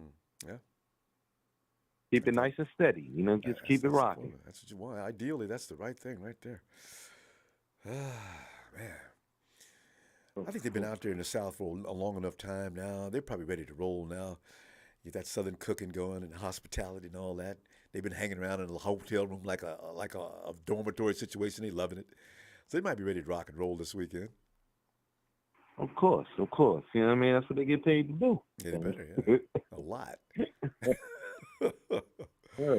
I think it's going to be a fun game. I think it's going to be nice. I mean, hopefully Jimmy get in like a groove. That's what we hope. Just keep it pushing. And then we get to these, we don't want to overlook them. So, you know what I mean? Because it's going to be that, I don't want to, the field goal kicking. Robbie, looks like Robbie's going to play. He worked full participant yesterday in workout. Yeah. Good, great. So that, I think, like you said, it might be a 24-10, something like that. So, you know what I mean? Keep it steady. I'm mad we missed our boy Mosley. I was looking at the replays when he got the interception. Man, I said he looked like Dion. Man, he looked so good. Cat-like reflexes. That's about Mosley. A lot of guys take a split second to react. Mosley was on that ball. He saw right where it was going, dived to his knees, picked it off. Wow. And kept running. Oh my! He wanted it. I said, "Oh my God, he looked like a." I said, "That's the Mosley I've been wanting to see." And you see how he ran with that ball? Damn year. He knew just where he was going. Yeah. Oh. So hopefully our rookies come up like you said, Noah and Womack. But that was pretty. I said, man, I wanted more of that. Womack has that ability to get on that. He's quick. I'd like to see him on the outside. If they're gonna go between the two, let Demo stay on the inside. But let Womack work outside. I still think Ambry Thomas, I don't know what's going on with him mentally. There's some issues going on apparently. But he can cover Pitts. Last year he did. Him and Pitts was jamming down the field. Ambry right with him. Wham, ball goes up. He makes the play. I said, Ambry, sooner or later he's going to start making. He's going to catch that. Finally, end of the season, OBJ, Matt Stafford. Here comes the connection. Wow! I said, look at him against the Bengals. He did a good job too. Preseason this year, though, like what's going preseason this year, or not preseason, but right now, that's why we can't see practices and stuff, but we go off names and yesterday a lot of times, but. I be wondering, why Mason and TDP ain't playing. Don't tell me his ankle is hurting. Come on, man. That don't even sound right. But I know. He gonna be out longer than that. Now that TC's back, TDP, he may get some burn here and there, but yeah, he's in trouble. Holman looking good. Yeah, and you know how Kyle feels about veteran play. Yeah. So I'm hopefully, like I said, hopefully we ain't overlooking nothing, but hopefully do what we do. Niners Empire, you know what I mean? Hold strong. And Jimmy, when I was saying, Jaron Dennis made that catch, and he almost got tackled, and he ran for another 20 to 30 yards. Oh, JJ. We need to embrace Jimmy being able to throw the ball short. Don't try to make him throw it long, because I don't think that works half the time. We need to keep it so short and let the wide receivers do what they do. Don't try to go deep. That sounds crazy. Nowadays, defenses, you know how everybody says it's a passing league. You know it's happening, don't you? The defense is evolving. When what's-his-name was looking down the field, every now and then you always see quarterbacks, he kept looking down the field. There was just nobody open. Carson Wentz was looking down the field yesterday. And you know how he loves to go deep. He couldn't find no avenues. It forced him to throw and do things he doesn't know what to do, and they snuffed him. Jimmy's game now is probably going to come into vogue because he can actually do that. Some of the things Kyle likes to do are risky. They're dangerous. Throwing in the tight windows and those timing routes. If anything goes wrong, Jimmy's going to get the fault for it. But actually, that throw to begin with is difficult to make.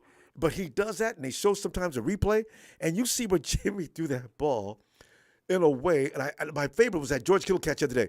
The defender was behind him, a step behind, and the step in front, and the one in front of George was a step slow. Jimmy put that ball right, he had to perfect. He had to take that corner over there to get the corner to stay over there. Then he had to shoot it before like behind Kittle, but you won't be pushing him into the corner to get hit. Right? I said, how the hell do you throw that ball into that kind of spot with any kind of confidence? Now, that's the thing. If Jimmy builds his confidence, I could be back to what he looked like in 2017. I don't know. We'll see. 24-10. We got to make plays. Got to make plays. Yeah, he's got to keep working out. More reps. Hey, I say Sunday, and we'll be talking about this game. See what happens. Well, I wanted to show respect. I was waiting for you. I ain't talked to you in a while, Ronbo. Yeah. As a matter of fact, I haven't seen that one letter up on that screen like that. You're right. Good to hear from you. All righty. Have a great night, fam. Looking forward to hearing from you Sunday. Yes. I'll be here. I'll be watching it with you, Rob. All right, fam. Appreciate that. One. All right. Nighty. One. And you want some Latino heat? Mamacita. Latino heat. Emilio. What happened? That's why I said, you were making me look bad. What's wrong with you?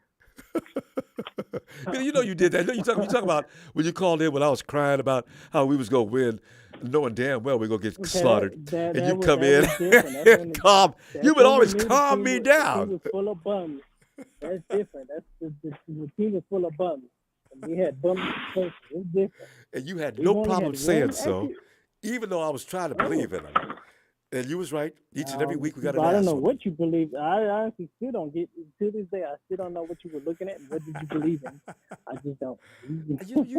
I got tired of watching them get beat. I just prayed some miracle would take place. And sure enough, teams would run all up and down the field on us. The defense was just letting anything happen they wanted to. We couldn't do anything but score in the first quarter, and then we'd lose from that point on. It was a terrible thing. Hey. We lived it. At one point, we were like the Raiders. At one point, we were like the Raiders. No matter how bad we looked, we were still going. People were still going to the games. We were looking like the Raiders one time. So, Jed York didn't care. I said, well, they're still coming to the game. Whatever. Hey, Vito, remember they was flying that banner? We're still going to go. I mean, they flying that plane across the stadium. Yeah. Fire Jed York. Hey, Sell the team, Jed. I told you, I had season tickets when we were sore weak-ass horrible team. I was going, so Jed York didn't care. As long as we were going up, even buying tickets, he didn't care. Hey, Emilio, I heard they were selling bulk tickets to the opposing team because they wanted to fill up the seats, make that money. Damn the 49er fans, you know. That's when the people found out about that and said, look, man, y'all got to sell this team. Jed, you don't care? Then get rid of the team, man. He's not going to do that. He knew better not to do it. Yeah. Eddie told him that you should never get rid of this team, no matter what you do. It's your team. You do what you want with it. And he did. If they don't like it, hey. I forgive him now, though. He ain't really like that. He wanted to win, but he just didn't know how to handle it. No, he's still an idiot, no matter what you say. You don't know what he's doing. Well, but you know what I mean? When you're stupid, you need to hire smart people. He got football people in there now. He didn't hire this shit. I'm going to stop you right. That was not him. That was his mom. If it wasn't for his mom, we would not have Shanahan. His mom said it, so stop it. Oh, can you imagine? People are going to tell me now, hey, Jed, your mom saved you again, man. Especially guys that known him since he was a kid. Yeah. Man, your mom was always bailing you out of trouble. She did it again. Exactly. I honestly still think Harbaugh still would have been a coach if he would listen to Trent Baalke's dumb ass. So as of now, you can really say that Harbaugh is the third best coach as of now. So Shanahan still hasn't done what Harbaugh did. You know, he's gotten us 3 championships and a Super Bowl. Shanahan needs one more to extra time. So unless he can win us a Super Bowl, Shanahan's going to be better than Harbaugh. Until then, Harbaugh's better than him. So. Yeah. Harbaugh just seems to have a shelf life. Michigan, he's still at Michigan, though. He's been there for a long time now, though. It's fine. At least he's still making his money and still kind of winning. He does have the seasons up and down, but hey. So, Well, let me know what's going to happen this week, man. I mean, because we got a couple of minutes left here. Yeah. But no, like I told you before, no, the Eagles, the Falcons are not really a team that's, like I told you, they have a couple pieces. They're just a couple pieces away from actually, being a danger because they do have a lot of pieces. I said the on same offense thing. and defense. They make that next offseason, too. Yep. You just can't take them lightly. I don't care what nobody says. You just can't. Because you see, they almost beat the Sorry Hills Lambs. One of the old marketing pro talking about, I hope you do guys get CMC in this career. I would find that serious. You come to the Rams, you end your career. I said, go ahead, go to the Rams. That'd be some funny shit. I'm like, hey, you wanted to go there. That's your job. Yeah, OBJ don't want to go back. OBJ wants to go to a winning team. He knows that ain't a winning team. He's done with the Rams. He got his ring and he's done with that. He does not want to go back to that team. Yeah, when he plays for pennies on a dollar. Yeah, right. I wouldn't even do it. Can you imagine CMC and OBJ running around over there getting hurt, both of them? You know what? What I do find funny? Marketing Pro wants to start running his mouth all of a sudden. Last week he been running. Now that you think you have an easy win, you want to start running your mouth? I said, dude, run your mouth when you're winning. You haven't won nothing yet. Like I said, you got your Mickey Mouse ring. Be happy you got your Mickey Mouse ring. You're not finna get another one. You're finna be like Seattle. Where is Marketing Pro? I saw him in there. He made a couple of statements. Him and his Mickey Mouse ring like the Lakers won last time with LeBron. Where's he at? He's all talking. I got a ring. Yeah, because the league gave you that ring. Same thing with NFL. The league gave you that ring. Yeah. I would want to see you guys actually win one, but you deserve it. Yeah. Well, they didn't.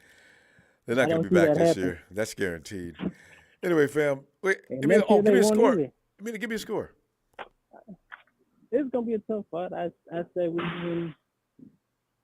What is it? 31-17. It's gonna be a fight. We'll fight the first half. 30. Okay, I was just thinking 31-17. That's not a fight. Well, yeah, kind of. No, it will in the beginning. First half. But then we'll pull away in the beginning. Right. It'll be a fight. We'll find to figure it out. So we do have a few missing pieces, and we'll figure it out. All right. I'll tell you what, I hope your score is right, and I'm gonna look for you Sunday. And yes, he's the man who told me to give up on the 49ers 5 years ago. Yeah. Now that was different. At least I could say with Shanahan that actually had a fighting chance every season. Besides that 1 year, we had a whole bunch of injuries. There you go. So I actually can say that about Shanahan. That's the only difference. All right. You have a good one. Everybody else out there in production. You have a good night. That'll be good. And check back with Liam and see if he's available now. Hey, Liam. I'm alive. I'm alive. Hello, sir. Liam, break it down, man. What's about to take place this Sunday? Complete destruction of the Falcons. We're going to roast them. Is that right? Mm-hmm. Now, justify that with some stuff that's going to make me believe. Because, I really need some comforting right now going into this game as I don't know what's going on with me these days. We're worrying too much. I know, right? I can't understand it. Everybody's hyping the Falcons. Look, no disrespect, but at quarterback, we have a better quarterback. Okay. At running back, it doesn't matter who we put back there. We've got a better running back. Okay. At fullback, we got a better fullback. Well, that's at tight end, no argument there at all from anybody. We got better tight ends. We got better wide receivers. We got a better offensive line. We have the best defense. We have a better kicker. This game is not going to be close. The Falcons run the ball. They do not control the ball. They do not win time of possession. They lose it more than they win. We win time of possession. Even in games we lose. This will not be close. They stand no chance. The 49ers are going to steamroll their way to victory, setting the table for an epic showdown with the Kansas City Chiefs. Of course, we can't look ahead yet. I know that's an ultimate jinx situation, but look, we're squarely focused on Atlanta. The mission is clear. We're better at every position. We're better at every phase. We're performing at a clip right now that's just yeah, there's guys that are getting hurt, but we just next man up mentality. It's that simple. Well, Liam, and they give up a lot of points. Their defense isn't that good. Well, Liam, I feel better already. I mean, you just made that real easy to absorb, and I'm processing, and I tend to feel like I should relax a little bit, at least. I think we should. I think, and I understandably, I was feeling tense all week too, and coming out of the game last week, I thought, okay, it's just too good to be true. We just smoked these guys. They fired their whole coaching staff. Like, oh my God, watch out! Atlanta looks pretty good. We played Tom Brady pretty good. Like, okay, everybody, watch out! Atlanta's pretty good, everybody. And it's like, look a little closer. Look a little closer. Sean Mariota's the starting quarterback. Come on. His best year was in 2018, 2017. No, Liam, it's not going to happen. We don't have a guy like a Leonard Fournette, but I did notice that Fournette was really an issue for him. I'm thinking, since Fournette's running, he's good, but he looks this. I've never seen him look this good. So I was thinking maybe Debo can do some of Fournette, and Debo's faster than Fournette, so I got kind of excited about that aspect. Absolutely. Absolutely. We should be very excited for Ronbo. And, there's been a little bit of talk about Ayuk. I mean, this is the way I see it. They changed it a little bit this year.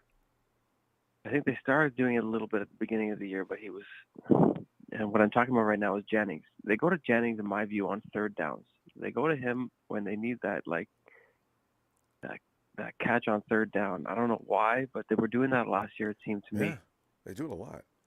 This year, to start the season, Jennings was a bit I don't know, a bit up and down, a bit hot, a bit too kind of seems like he's kind of settled down a little bit the last couple games. So I'm hoping they get him the ball on third downs.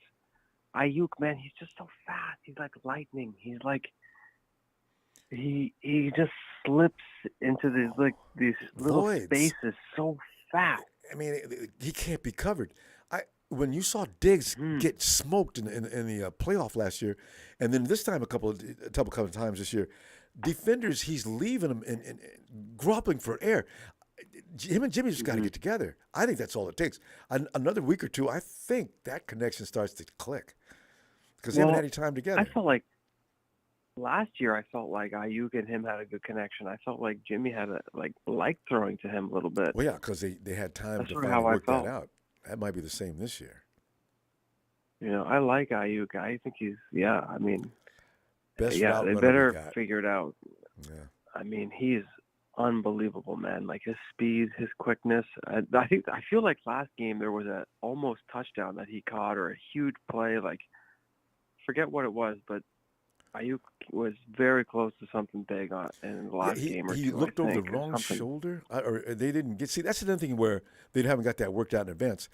That ball, he had already lost that defender. All he had to do was look left, and he was looking right or something. That's right. So yeah.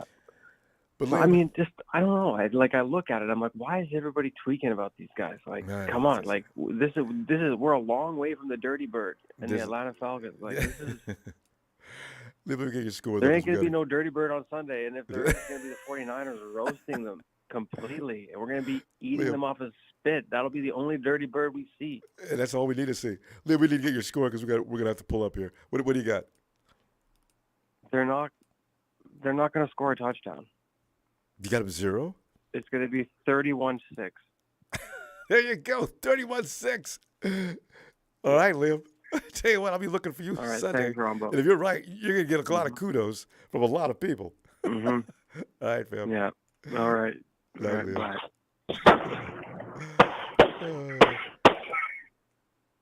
Levi, that was the same sound. Oh, you're at work, huh? You remind me of killing bugs. I never hit them once. I hit them 4 or 5 times as if they were going to get up.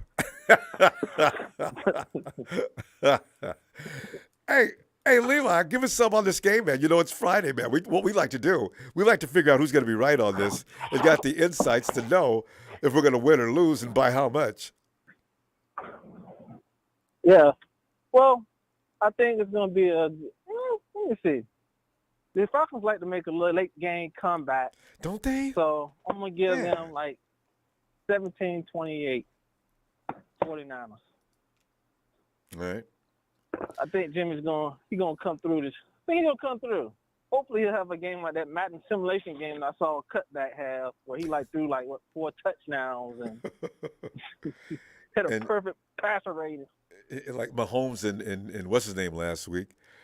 Yeah, 4 Wait a minute. How many TDs did the tight end for the Kansas City get? Was that 4 against the Raiders? 1 was uncalled for. There's this bad defense. Just really bad defense. Man. Oh, yeah. Yeah, well, it happens. Kansas City, they're going to have those games that they just come back. Patrick Mahomes is like the comeback kid. Yeah. And as long as he got Kelsey, they always going to have a chance. See, Travis, man, he just had it. But here's the thing. That game, I can't wait to see ours. And then I can't wait to see what happens between KC and Buffalo. KC's actually an underdog in their own house against the Bills. What? The golden boy has fallen from his throne? I don't think he really cares about that. He don't. But I can't believe the media did. So he knows that, hey, he's going to be like, hey, okay, you can get me in the regular season, but what's going to happen in the playoffs when I need to get 15 seconds? Yeah. So I think Mahomes at the point where, I'm just going to win in the regular season. I lose a game, okay, whatever. Yeah. He's a better quarterback now, though. That's what people got to give him credit for. He's not just throwing at Tyreek Hill, because Tyreek Hill was like a cheat code. But now he's got to think out there and make the right decisions more often. So, And he's doing it most of the time. Yeah, his game may not look as explosive and pretty as before, but hey, if it's getting W's, this is how I rate quarterbacks. I rate quarterbacks for making winning plays. A lot of people they like the stats. They like the person who's got a pretty throw. They look, they're excited. I like players that make winning plays. It's one of the reasons why I'm a Jimmy Garoppolo fan. He make winning plays. The stats don't always show.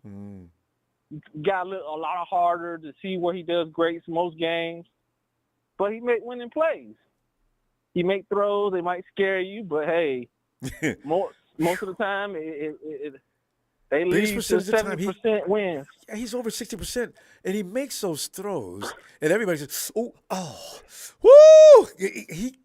People don't know how hard that is to do. People get mad at him about that, but most of the time he connects on those. How? I also get mad at another thing that Jimmy can't throw interceptions and still win the game. He's done it before. I've seen him. Even in that Titans game that people completely crapped on him. He put the game, even though he threw those 2 bad interceptions, guess what? By the end of the game, we had a chance to win it. Mm-hmm. He had us back in the lead, and, the defense couldn't close the deal on the game, just like in the Packers. So it's it's like Jimmy, they don't want to give him no margin for error. Okay, throw a perfect game or we're not going to win. Yeah. No, he doesn't need that. All he needs to do is make enough winning plays to win the game. And that's what counts the most, the W. His hand and his shoulder seem to be fine. I expect Jimmy to go as long as he can't get hurt. It's just it worries me is when's that day going to come? Because poor Jimmy, man, he gets hurt every year. Let's see how long we can go. If he goes a whole year, ain't no telling what's going to happen. Yeah, well, hopefully he'll have another 2019 season with a slightly different ending. Better ending, please. Yeah, that's why I say slightly. Where he makes the final, I don't know, maybe you get put in the same position, but he makes the throw. Oh yeah, I guarantee you, all those guys are more mature now. Every last one of them would do something different than what happened last time. Because I knew that year they weren't mature enough to do that, and their maturity did finally show at the end of that game. But Richard Sherman, I think that you should be the saving grace about you're the guy out there, the voice of reason, the older guy. How come you can't do something with Sammy Watkins, man? Come on, Rich. Hey, Ronbo, I got another question before my time run out. I got a question. Have you ever had a game where you were actually confident? Because it feels like every time I see you, you always nervous. I'm trying to think of, did I ever have a game like that? But you were just fully confident from start to finish. I tell you what. Every time I hear the show, we can be going against the worst team in the NFL, concerned. and you'll be like, you be like, man, oof, I hope we don't lose this game. I'm so scared. Please give me some confidence. I've been browbeaten, Levi, man. I get into these games. Some of the games I've said that I knew was going to come in and kick ass, we lost. We lost to Chicago. I said, oh, we got this. Bam! Oh, man. And then I had the same feeling about Russie and his team. I said, but Denver can't play no ball right now. We got this. Bam! Oh, but I'm sure I've seen times where you was like a little nervous till. Yeah. Till the first quarter. I ain't never seen you not nervous, at least at some point. Yeah, I seen you be like, dang, and then all of a sudden, you go up and down. Ellis, Levi, we got to go, though. Ellis is waiting to get his turn. But listen, I'm gonna try to straighten up between now and Sunday, okay? All right. I'm going to wait to see that 1 week where you positive all week. All right, man. Have a good one. You too, Levi. Nice, fam. He's right, boy. I've been trying to calm down. I still feel like losing, man. Especially the games where it's anticipated. And the odds makers don't help none. Running out there saying, 49ers are a 7-point favorite. What? Oh, no. Don't. Oh, don't put that jinx on us. 49ers, Falcons, 5.5. Whoa. Can you just say 3? You realize that's an 8-point swing. You automatically, 3 points is already into the formulation. Because the Falcons have home field. They took that 3 points away from the Falcons. They're talking 49ers should win this by over a touchdown, actually. Big Show says Kyle don't win without Jimmy. Why we lost to Chicago. Show, thanks for the contribution. I'm going to leave that one alone. Let's see. Hey, yo, Ellis. Tony writes right. Grady Jarrett. Oh, my God. Taquan. Offensive lineman Lorenzo Carter and offensive lineman Arnold. See, Ellis, Tony Wright just made me scared again. I was trying to relax because people accusing me of being Chicken Little. And then Tony Wright runs down his lineup of fiends on his defense. Oh, Ellis, I know you ain't nervous, so you feeling good, ain't you? Hell no. Ain't no nerves going on. I know. Shout out Tony, man. This we've been waiting for this for a few years, Tony, man. I don't see them getting a W unless we give it to them. And I'm not. I don't think the fellas are in that mode where they're looking to give up any more games and shit like that. Considering the fact that the Broncos and the sorry ass Bears already squeezed one out of us. I don't see this happening. And you know what I was thinking about between the NFC, with the NFC matchups and all the different stuff going on. We can't afford to lose any games to any of these guys anymore. I mean, that game from Thursday night from last night was so terrible, and then Washington beating the Bears. We can't lose to Washington, just for safety precautions and moving forward, when it comes down to the NFC seeding and all that. Because if we was to hypothetically lose to Washington and we lost to the Bears, let's say one of them pick up a little bit of steam, it kind of puts us in a disposition, where we're not able to can't get any tiebreakers. Be in a comfortable space. Yeah, we don't want any of that kind of shit going on. So we got to make sure we close out with them and the Falcons for sure. You know what I'm saying? So we need this game. This isn't a, I know. Shout out to everybody that's fully confident in what's going on. And it's a sure ass whooping. We can make it that, but we have to make it that. Yes. So we don't automatically have the W. We have to take it. So that's why they play the games. That's right. Yes.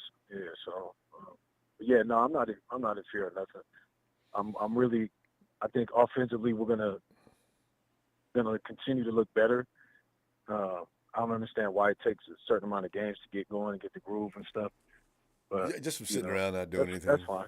Yeah, but I mean, you can do all the training and condition you want, but it's not football. You know how it is. Duke can come in there, rip to shreds, ain't got 2% body fat on him. He's as quick as can be. One dude hit him. Oh man, Coach, I can't move my leg. Okay, here, bring him off the field. Call his mom. Jesus, Guys work out all season long and anything hurts you. Yeah, man. It's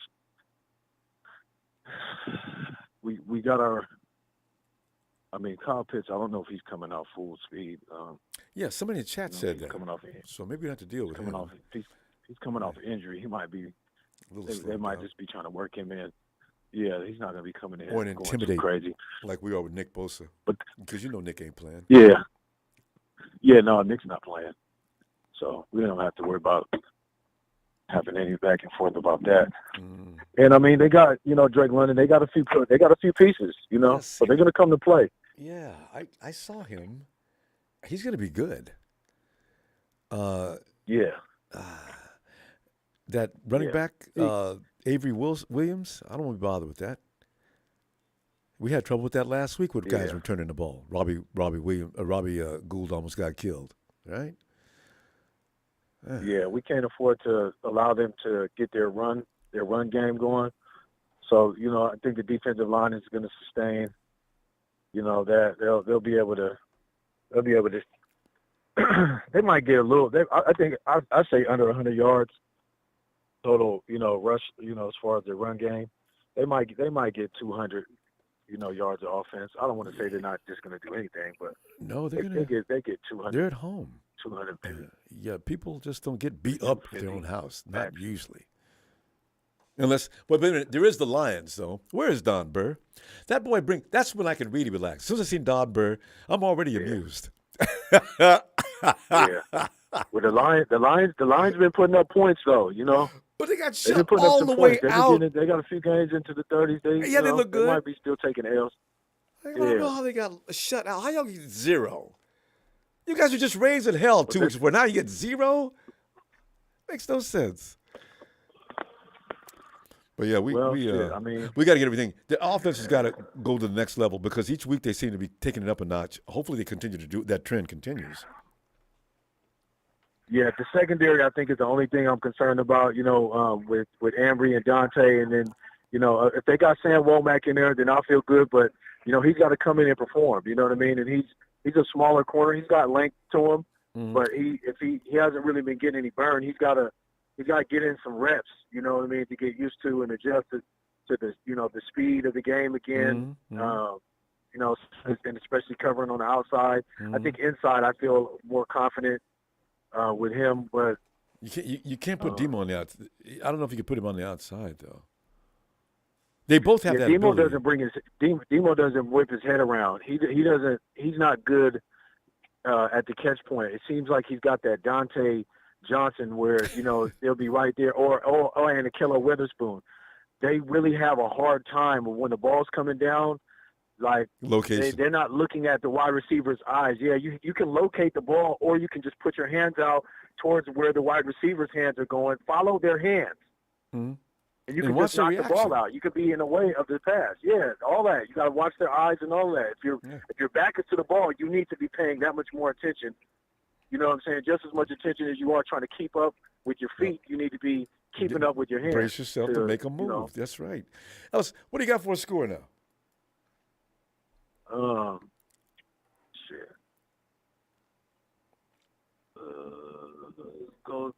I'm going again 35-17. 35. Well, all right. We're gonna win it again. Just like last week. Yeah. I was 2 points off. Yeah. That's a good luck for us. Hey, that's right. But I was right there. We was at 30. Well, else we gotta go. Yeah. And hopefully you're right again. All right. Yeah. Let's get on it, y'all. You know what I mean? Shout out to the faithful. Make sure y'all hit that like, man, subscribe. Shout out to you, family. Appreciate you for the platform. Appreciate you. And shout out to that adorable squad. And I'll see you Sunday. Yes, sir. I appreciate it. Who the Rams playing this weekend, Bo? They play the Panthers. They don't even need to play that game. They've already got a W. Oh, shit. Yeah. All right. We'll see. Let's hope they lose. Anyway. Yeah, I do. I'm out of here. All right, fam. See you Sunday. All right, fam. Peace. Yeah. And as we get into our little boat and we float out to Hawaii, Tony Nagatani. Tony, get in here. Aloha, Ronbo. Happy Aloha Friday to you. How you feeling today? Feeling, as you know, I've already been attacked for my lack of faith, and I don't know that I call it a lack of faith as much as I do. I'm just a little concerned. I see some things like what you pointed out that need to be at least paid a little bit of attention to. But Tony, amplify on that a little bit more. But don't go too far because I can't handle it. But go ahead. I need to think. I need lies and things like that. Well, it is a fluky season, Ronbo. With all the injuries, Trey Lance, et cetera. It feels like there's like a Murphy's Law sort of a cloud hanging over this season, just with the way it's progressed. With Mosley last week and all that. So I think we're right to be a little bit cautious about this week. The Falcons are a pro team. Arthur Smith is a good coach. They have a quarterback who can, move the chains with his legs if need be. They have 3 first-round draft picks on their offensive line. They have a young running back who isn't Cordero Patterson, but who looked okay last week. They have that what's his name? Drake London kid, Algier is the name of that running back. He's the one who scared me, right? Yep, he was a good fantasy pickup, for some people at least. But, so there's at the end of the day, the 49ers, if we were at 100% health, we would, what is the term, dog walk the Atlanta Falcons. But, with Nick, but we're not. We're not. It's that point of the season. Although, if we had Trent and if we had Nick, I think we would absolutely just decimate this team. But we're not quite there. And the Falcons play, we're at their house. And the other thing, historically, the Falcons are a team that have had our number all the way back to when they were in the NFC West and Deion Sanders was playing for that team. So, there's a lot of reason for concern. I do, however, think that the San Francisco 49ers are going to win this week. I'll tell you something else. While I do think it is going to be a close game, I think it's going to be a really entertaining watch because, it's looking like Nick's not going to play. And or if he does play, they might just put him in on critical third down, because we need him at full health for week after next. But I'm excited to see, Drake Jackson out there and to see what he can have. Can he, as a second-round draft pick this year, exactly, play a full game's worth of snaps. And that defensive line, even without Nick Bosa, we got to remember this too. Looking back on that 2020 season when Nick Bosa was gone the entire year, people didn't think much of our defensive line, but Kerry Hyder had a whole lot of sacks. They got a lot of coverage sacks that year. DeMeco Ryans was the linebacker coach that year. And so I think, looking back on past performance, I don't think the 49ers defense is going to drop off all that much even without Nick. And really it comes down to we're away. We're in game 2 of an East Coast swing, so that's working against us. And at the end of the day, though, and the offense has yet to really catch fire in the way that we would like it to. So I have this game as being close and being decided by a Robbie Gould field goal. A little bit of scoregami. I see it as a 22-19 San Francisco. I think the defense continues to hold teams to under 20 points. And at the end of the game, it's going to be in Jimmy G's hands, and he's going to lead a field goal drive to pull it out right at the end. And that's what I would like to see, Ronbo. I mean, I'm going to be a basket case by the fourth quarter then. I knew it, see? Oh, man. I hate those kind of games. They're exciting. They're thrilling. They're what you watch football for. I just don't want to endure it. It's a weird thing. I love it, but I hate it. As long as we come out with the right end of it. I hope I'm wrong. I hope I'm wrong. Truly, I hope I'm wrong. But I'm playing a little bit conservative this season. I don't want to jinx anything. Not that I would have any effect on the outcome of the game whatsoever because I'm just a fan. But, I can see this game as being close because Arthur Smith is a good coach because of all the reasons that I've laid out. And we're away, and the Falcons have historically had our number. So that's just how I'm feeling, Ronbo. But you're right. Dean Pease, the organization has shifted in the right direction. Pease and Smith are a good combination, and they're going to change that team. The culture's already changing. Yep. The Falcons are playing hardcore football from the first quarter to the fourth quarter. They do not quit. They could have gave up against the Bucs last week. No. They ran the Bucs and should have won. They should have won, Tony. Yeah. That's what scares me. My God. That's what scares me is Grady Jarrett playing angry after that Tom Brady, like when he blew on Tom Brady and Tom Brady got flagged. That's, Grady and our interior offensive line continues to bother me, and I'm worried about Grady Jarrett wrecking the game. But you know what, though? I think it's going to be a hotly contested. Yep. Okay, so Brady comes off the right. Who has to deal with him?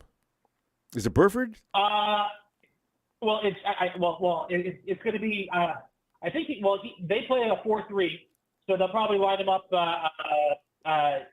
You know what? It might be. It might be Banks. I think, and he might be Banks. By the way, with that Achilles tendonitis, might have some issues there too. And I'm just really. I'm not sold on Grendel. So if they move him, if they flip flop him on the inside, just to use his athletic ability, I'm just very concerned about that interior. Well, you have every right to be. Brindle. Oh, he'll treat Brindle like a stepchild. And also, if I think what's his game's going to play this week, maybe we're going to need the guy that's never done anything. As they always ask the question, what has he done that made him special? Brunskill is going to. I'm going to lean on hoping he plays this week because of his experience. Well, Brunskill's that utility infielder for the 49ers offensive line. He can play almost all the positions at this point. So, if he's putting in one last thing, Ronbo, and then I do know I'm sure I'm taking up a lot of time. The productionist wants to murder me. The thing I really want to see more than anything else is for Kyle Shanahan to go on a long drive.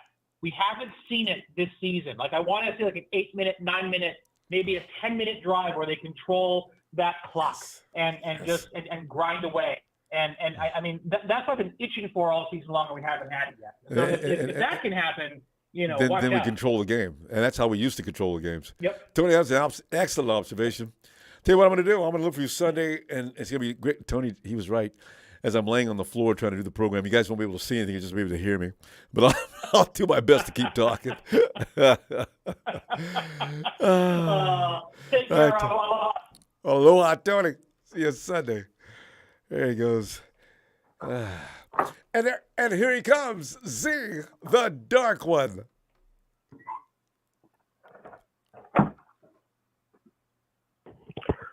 Finally, the Dark One has come back, which means the Dark One is here. And we're delighted. Z, talk to us about this game. What are you expecting? Because there's all kind of. I'm probably the biggest fearful person here. I mean, I'm the most fearful person here. But other people seem to be taking this in stride, and they're okay. What are you thinking?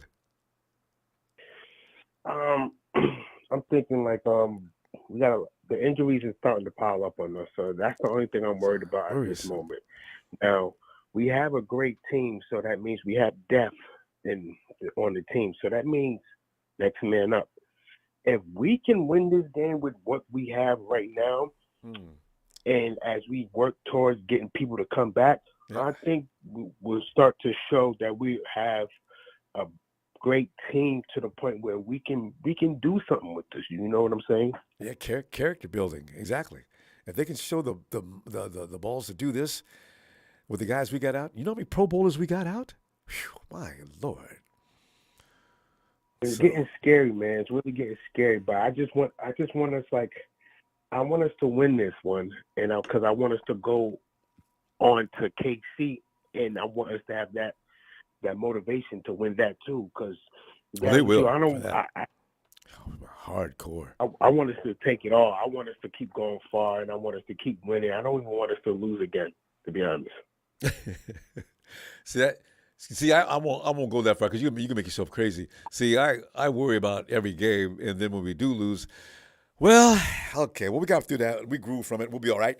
But see, if you expect every game to be not to lose, you're gonna hurt yourself, man. I'm telling you right now, that ain't healthy. See, don't do it, man. Oh yeah, I do it to myself all the time, man. I put myself through depression, like jokingly, but I really the team. How my week ends and how my week starts is on the 49ers. I know we all do that for 4 or 5 months. I mean, season lasts from September. Damn, that's 5 solid months of could be pure pain. It could be pure bliss too. It's one or the other. See, I don't have a problem with them being injured right now because I feel like I want y'all to. I'm gonna need y'all. We're gonna need y'all when we're really going to need y'all. So if y'all gonna have your little injuries, get them all and out the way now. Because once we get to like Kansas City, Tampa Bay, once we get to the big dogs, we're gonna need y'all. Yeah. And Trent Williams should be back. Isn't Trent due in another couple of weeks? Yeah, Trent should be done in another couple of weeks. And Westcott just came back, Ty Davis Price. So, and they all had high ankle sprains, right? Yeah. That's the only kind of ankle sprains the 49ers get. They can't get an ankle sprain like your average person or anybody else playing another sport. It's got to be high ankle sprain. It's just on the verge of a broken leg. No, that's the way they do. And it all depends on Jimmy G. And it's funny because I think Jimmy G is gonna start playing much better than before. That Denver game, that Broncos game, that was his lowest. So I think he's gonna start raising his bar up. He can't go any lower than that game. So no matter where he went next, it's going to be higher than that. I think Jimmy, as I said, Jimmy, his arm, his shoulder, and his hand ain't hurting. He just need to get out there and get some work in since he didn't have any really preseason. So we may see something interesting for sure starting now from him. And I'm going to go with 34-10 49ers. 34-10 Niners. All right, Z. And now, where we getting them 34 points, and how come? And how come? Better yet, how come you expect them not to get anything more than 10 after Brady and company couldn't stop them? How many points did they score last week? Last week, didn't they score? Good question. Because they almost came back to. Because they almost came back to win that game. If the ref Tom didn't pay the ref before the game. That might have been a different story because Garrett did not fall on Tom. He grabbed him around the waist and he rolled him to the opposite side of his body. And then the fumble came out, and at that point, why are you calling it anyway, ref? The man is going after the ball, and he's still trying to keep up off of Tom, and you flagged him. That really kind of makes me mad. I didn't. Oh God, it's over. They scored 15 points. Yeah, they scored 15 last week. Yeah, they scored 15 against Tampa Bay. Well, okay. Well, I think Drake Jackson is going to have a breakout game, so they're going to know his name. Drake! Maybe all he needed was some time on the field. Lombardi talks about him like he ain't got all that much talent, though. Lombardi says Drake does not have the explosiveness. He does not have this. He does not have that. So Ebicom is still the guy we're going to have to depend. I say, oh, really?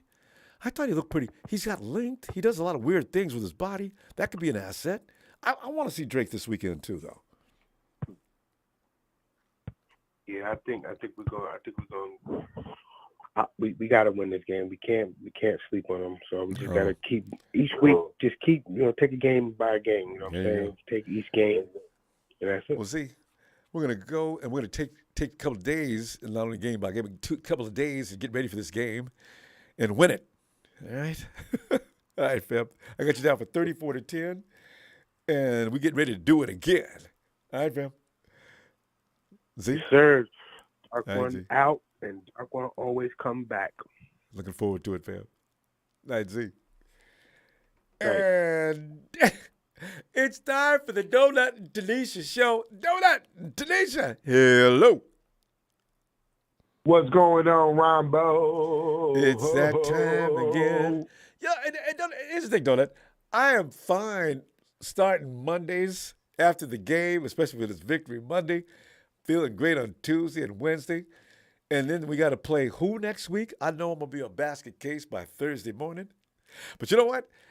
The thing about getting that worried and concerned is when things come out right, it's like a party. My God, I can't. See, that's why worrying too much can have its rewards. Donut, I know you ain't worried, though. I know Tanisha ain't worried. Y'all confident, ain't you? You already You already know we ain't worried, man. You know what I'm saying? As a matter of fact, you know what I'm saying, to give you an update on a little something about me and Tanisha, you understand me? All right. With all these calls that came in, I ain't worried about a damn thing. Only thing I was worried about is my damn menu, but y'all already got it together. We're going to go ahead and throw some chicken on the grill. Yes. We're going to put some turkey wings in the oven. We're going to get some greens going on and everything. And we're going to make it a protein style with some sides going on this Sunday. That's what I'm talking which is, you know, for the game. You did. Y'all just gave us a menu. We ain't worried about the damn Falcons. You understand me? Making a lot of poultry We're gonna get involved. our grub on, and we're gonna make it great like we do. Ow! hey, Donna, I bet you make your own barbecue sauce, don't you? Succulent, sweet, and right on time, brother. That's how I do it. You can tell somebody who knows how to queue. They don't go to the store and buy that stuff in the bottle. They make it right there at home. I knew it. Donna, you know, but what are you anticipating here? Now, see, I didn't know the Falcons the Falcons scored 15 points last week. I thought they scored more than that. What do you anticipate going on here? Well, what's really going to be going on is that, it's going to be a good situation. It's going to be, eye-opener for around the league. You know what I'm saying? Because we got a lot of doubters out there, and the Falcons is, they're a good team or whatnot. They're not as good as us, I don't think. They put their pants on one leg at a time, just like we do.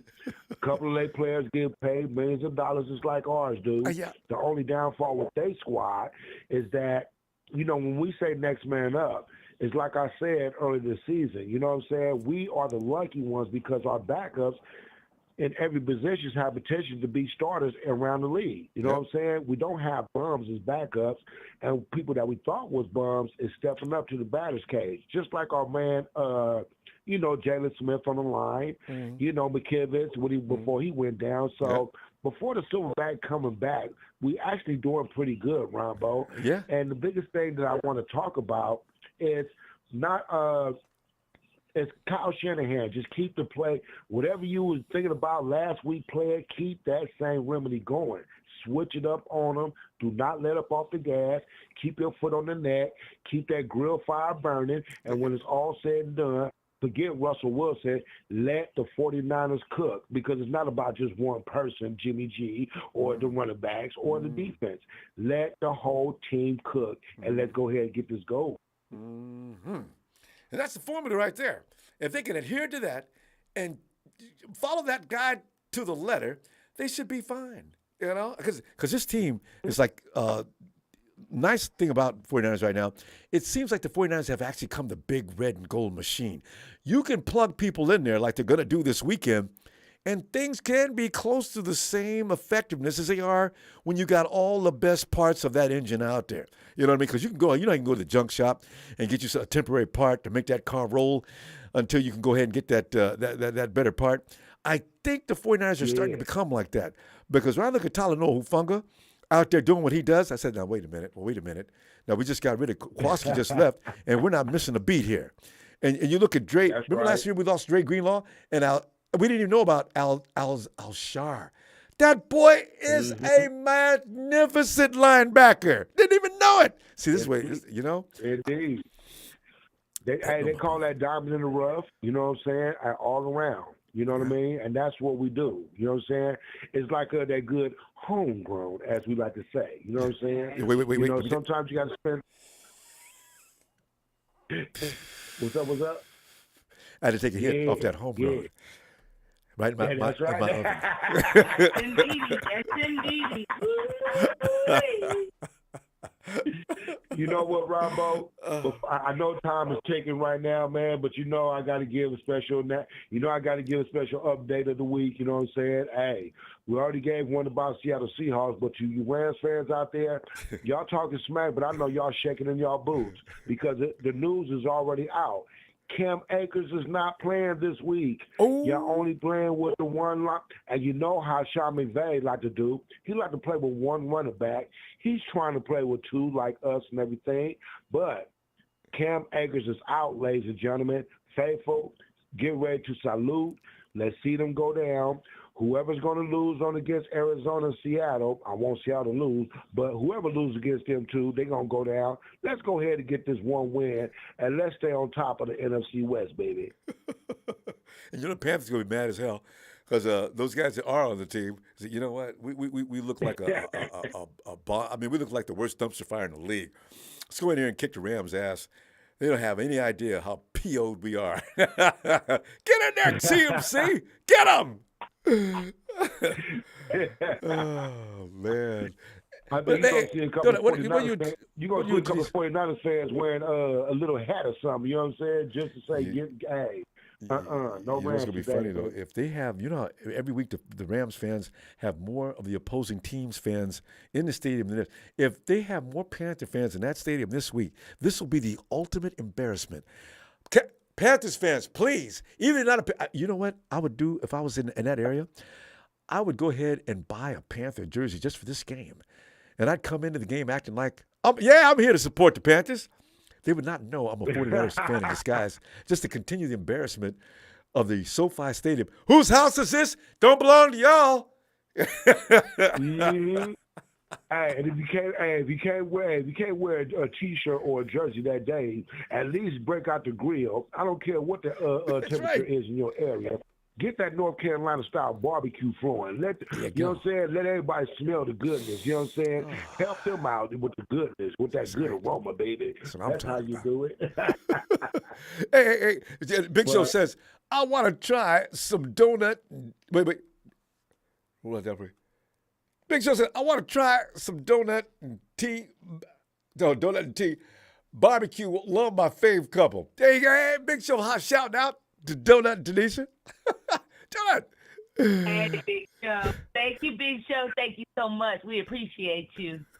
Man, I'll tell you, I wish we could send virtual plates out there around this camp, man. You know what I'm saying? Hey, you'll be red carpet treatment with Big Show, Shabazz, yourself in production.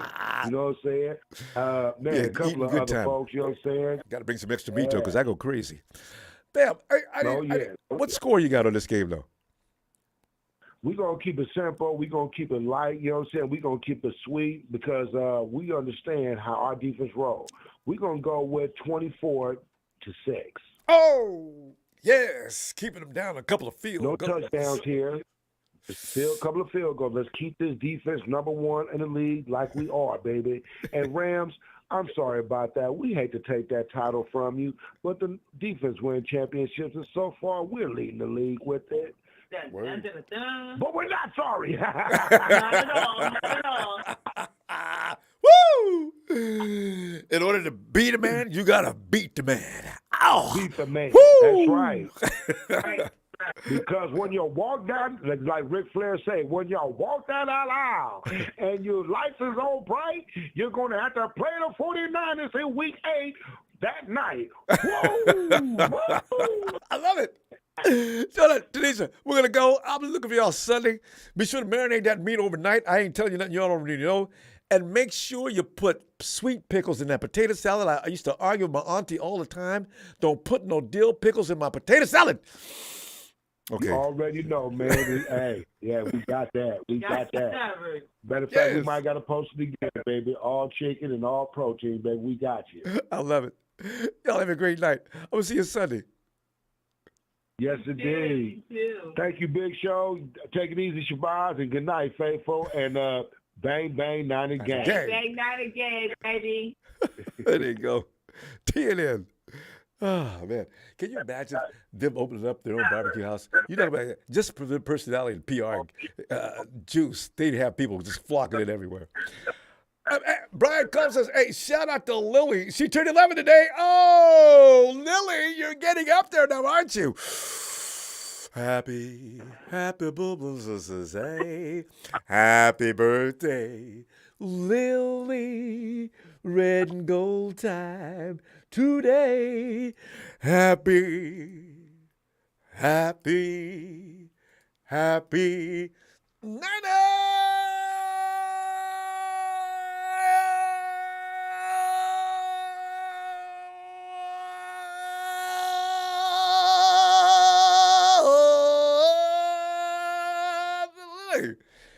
Lily, haven't I known you since you were about 4 or 5 years old? And you were 11? What, are you getting ready to go to junior high soon? What are you doing here? My God, little lady. Have a great birthday. Brian, thanks for the contribution, fam. 11 today, go Niners. 33-9 for Brian Niners score. We got up here next. Of all my favorite dudes, it's Tony. Tony, get in here. Mr. Ronbo, good evening. How's it going? Tony, unlike some other people, as you know, I'm giving pause to victory here. I'm a little concerned. I don't like the way you guys looked against the Bucs, and I still say you should have won that game. And Brady and everybody in the NFL should be ashamed of what took place that day. So, I got all the respect in the world. You know what they did? Insult to injury. What? That happened today? My friend had texted me about it, and then I looked it up. So the NFL comes out with they fined Tom Brady $11,000 because he kicked Grady Jarrett on the sack before that. I'm like, oh, first y'all want to take the game away from us. Now y'all want to get this BS and fine 5 days or 6 days after the game was played. I'm sorry. And Tony, you know what? The thing is, the conversation picked up about that, and that's why the league acts on public pressure. They do this about a lot of things, which really burns me up, right? So I didn't know they were going to do that, issue a fine, but they should issue that fine immediately. Why wait? Why? Exactly. Because it's Tom Brady. Exactly. And Ronbo, in changing the subject a little bit, talking about the league a little bit, did you hear about, Daniel Snyder, the owner of the Washington Commanders? Who hasn't? He's got all this dirt on the owners. You hear about that? Yeah, Jerry Jones is livid. He got the wrong dude mad now. Are they trying to force him out? Oh, extremely. Jones and that's what that's all about. He's got a partner in that action too. They're two heavyweights though. Jones alone is bad news. You don't want Jerry Jones trying to get you out. Snyder's in trouble. Why did you get caught blackmailing, you idiot? Yeah, but what is wrong? Oh my God! You should have had him. Oh, they should have never been able to trace that back to you. And they even said that the Snyder statement said that he's got dirt on several owners, not all of them, and the commissioner. That's right. He's got Jones and Goodell. That's all. It's over. Yeah. It's over. It is so over. I want to know what's going on. I want to know what that dirt is. I don't like gossip and all that, but I want to know what the truth is. Ooh, that would, how, Tony, if they could publish that, I don't want the NFL to make money on it. If some private house, some individual writer struggling could write up all the details, that would be on the New York bestseller list for years. We all want to know. What's Snyder talking about? I'm still mad about Super Bowl 51. And I'm actually, even though I don't like the Seahawks, I'm mad about Super Bowl 49 too, because Brady should have lost 5 straight Super Bowls. That's why when I people think they jump both up were and down about Tom, he's had a lot of help. And this is why when I say defense wins championships, and everybody's always crying about the quarterback, this quarterback that, guys, whatever Super Bowl is won next, the quarterback will have something to do with it, okay. But mainly it's going to be the defense. They determine who wins just about every year. And I get that, Ronbo. When in Super Bowl 51, Atlanta against New England, you said defense, right? Yeah. We had 5 sacks, a strip fumble recovery, and a pick 6. Let's see. That's all defense, and we still lost. Come on. Yeah, that's that officiating and links. It's all a business. We have to remember when they always say when players, the players have to realize it is a business, and that goes for every last faction of this game. When games are won and lost, there's some manipulation going on out there, and the league can best do that with the officiating crew. They put Vinovich on the 49ers and Chiefs, and they knew with the 49ers pass rush, it might end up being a not-so-entertaining Super Bowl. So Vinovich sits out there and acts like he can't see what's going on. And when George Kittle, that foul he got early in the game by gently pushing off, as they called it, and made that catch. It was a pivotal point. These are those pressure points, or those ones that are going to make a difference later, and it did. And then later on, you got Nick Bosa being clearly held. I seen Eric Armstead get wrestled down to the ground. No action from Vinovich and his crew. That throw that he made, that huge throw he made to Tyreek Hill, that was pivotal. Again, that put the dagger in the 49ers' heart. True that. But I got some good news, though. I was looking it up. I'm like, man, the Cowboys beat the Eagles last year 41-31 in Dallas, right? Mm-hmm. And then the last game of the season at Philly, Dallas scored 51 points. Oh, Philly's going to remember. I think they ran up the score on them. So Philly going to get them on Sunday night, Ronbo. Did, Tony. That was uncalled for. They kept Dak in the whole game, and they're supposed to be going to the playoffs. Game was over. Well, it's going to be payback Sunday night. If they run the score up on them, everybody's going to be rolling on the floor laughing. I'm gonna get my popcorn ready because I know it's gonna be funny. Fletcher Cox and all them, they're gonna be coming after that quarterback. But here's the kicker, Ronbo. When even after this week, you know how that Cooper guy that's been winning games for the Cowboys. Cooper Rush. When they put Dak back in, he's gonna have a losing streak. Hey, that's why they didn't put him in for this game. Because if Dak would have came in and lost to the Eagles this week, that would have made headline news, and everybody in football, even kids in pop water. Why are they putting Dak back in? He lost. See, that's the way it works. Mm-hmm. But when they do put him back in, they're gonna lose. That's my point. Because the other guys been winning for them. I agree. You shift momentum like that, it's not a good thing. Tony, what do you got for a score since your team's involved? Well, Ronbo, I have you guys leading 23-21 with 3 seconds left, and we kick a 58-yarder with Young Way Cool to win it, 24-23. There you go. He can kick. He can kick. I've seen him. I tell you, he's gotten better. So you picked him up how many years ago? He's not been in the league that long. 3 years. He's been in the league 3 years. Because we had Money Matt Bryan, who was a Pro Bowler for years. Yeah. And then he went on and retired. We picked up Cool. He went to Georgia State. So he was with the Chargers, and the Chargers cut him, and then we picked him up. Because his first year, I didn't think much of him. But when he got with you guys, he was. I suspected, he's gotten better. Just like that Texas kicker. He was just butt cheeks, too. And he's gotten solid, too. Mm-hmm. So it's really interesting. Yeah, he was a Pro Bowl alternate last year, but, he wasn't a Pro Bowler, but he was an alternate. Well, that means that's being mentioned in the same breath with the Pro Bowlers is already an accomplishment.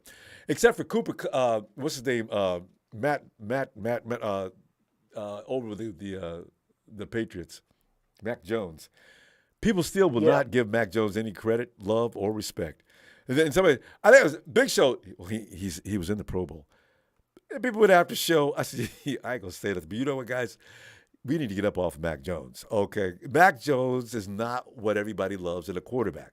His hips are too wide, and some other things about him. But the thing is, him and Dak Prescott remind me of each other, Ronbo. I remember I told you this a couple months ago on the show. They are the same guy. They can't throw the timing routes. They can't go deep. They dink and dunk. But the thing is, Dak can run. I don't know why he does it. He's strange. He just want anybody. Nobody's going to call me just a running quarterback. I'm a pocket quarterback with awareness. I can run if I need to. See, that's probably the best thing you want anyway. Mahomes, there is the definition of that. Mahomes is one of the best guys in the pocket you're going to find. But if he has to get on his horse, he can do that too. He is amazing. Got to beat his butt, though, next week. Damn it. Hey, Ronbo, remember what I told you on your last show? None of your coaching staff or your players have ever been in Mercedes-Benz Stadium. Only Tevin Coleman. I know. And you got that surface that scares everybody to death.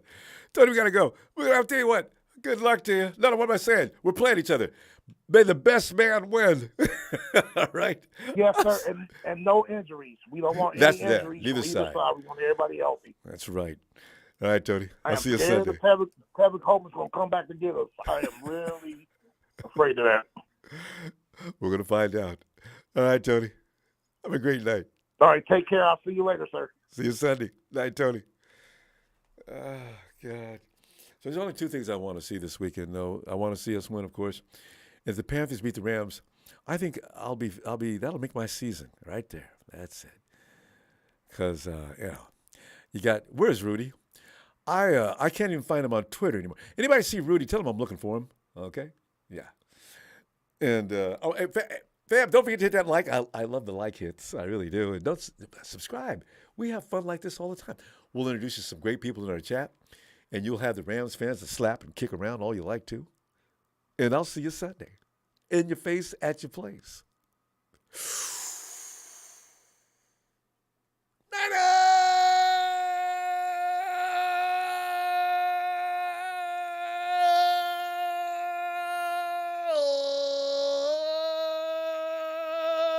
On Lily's birthday.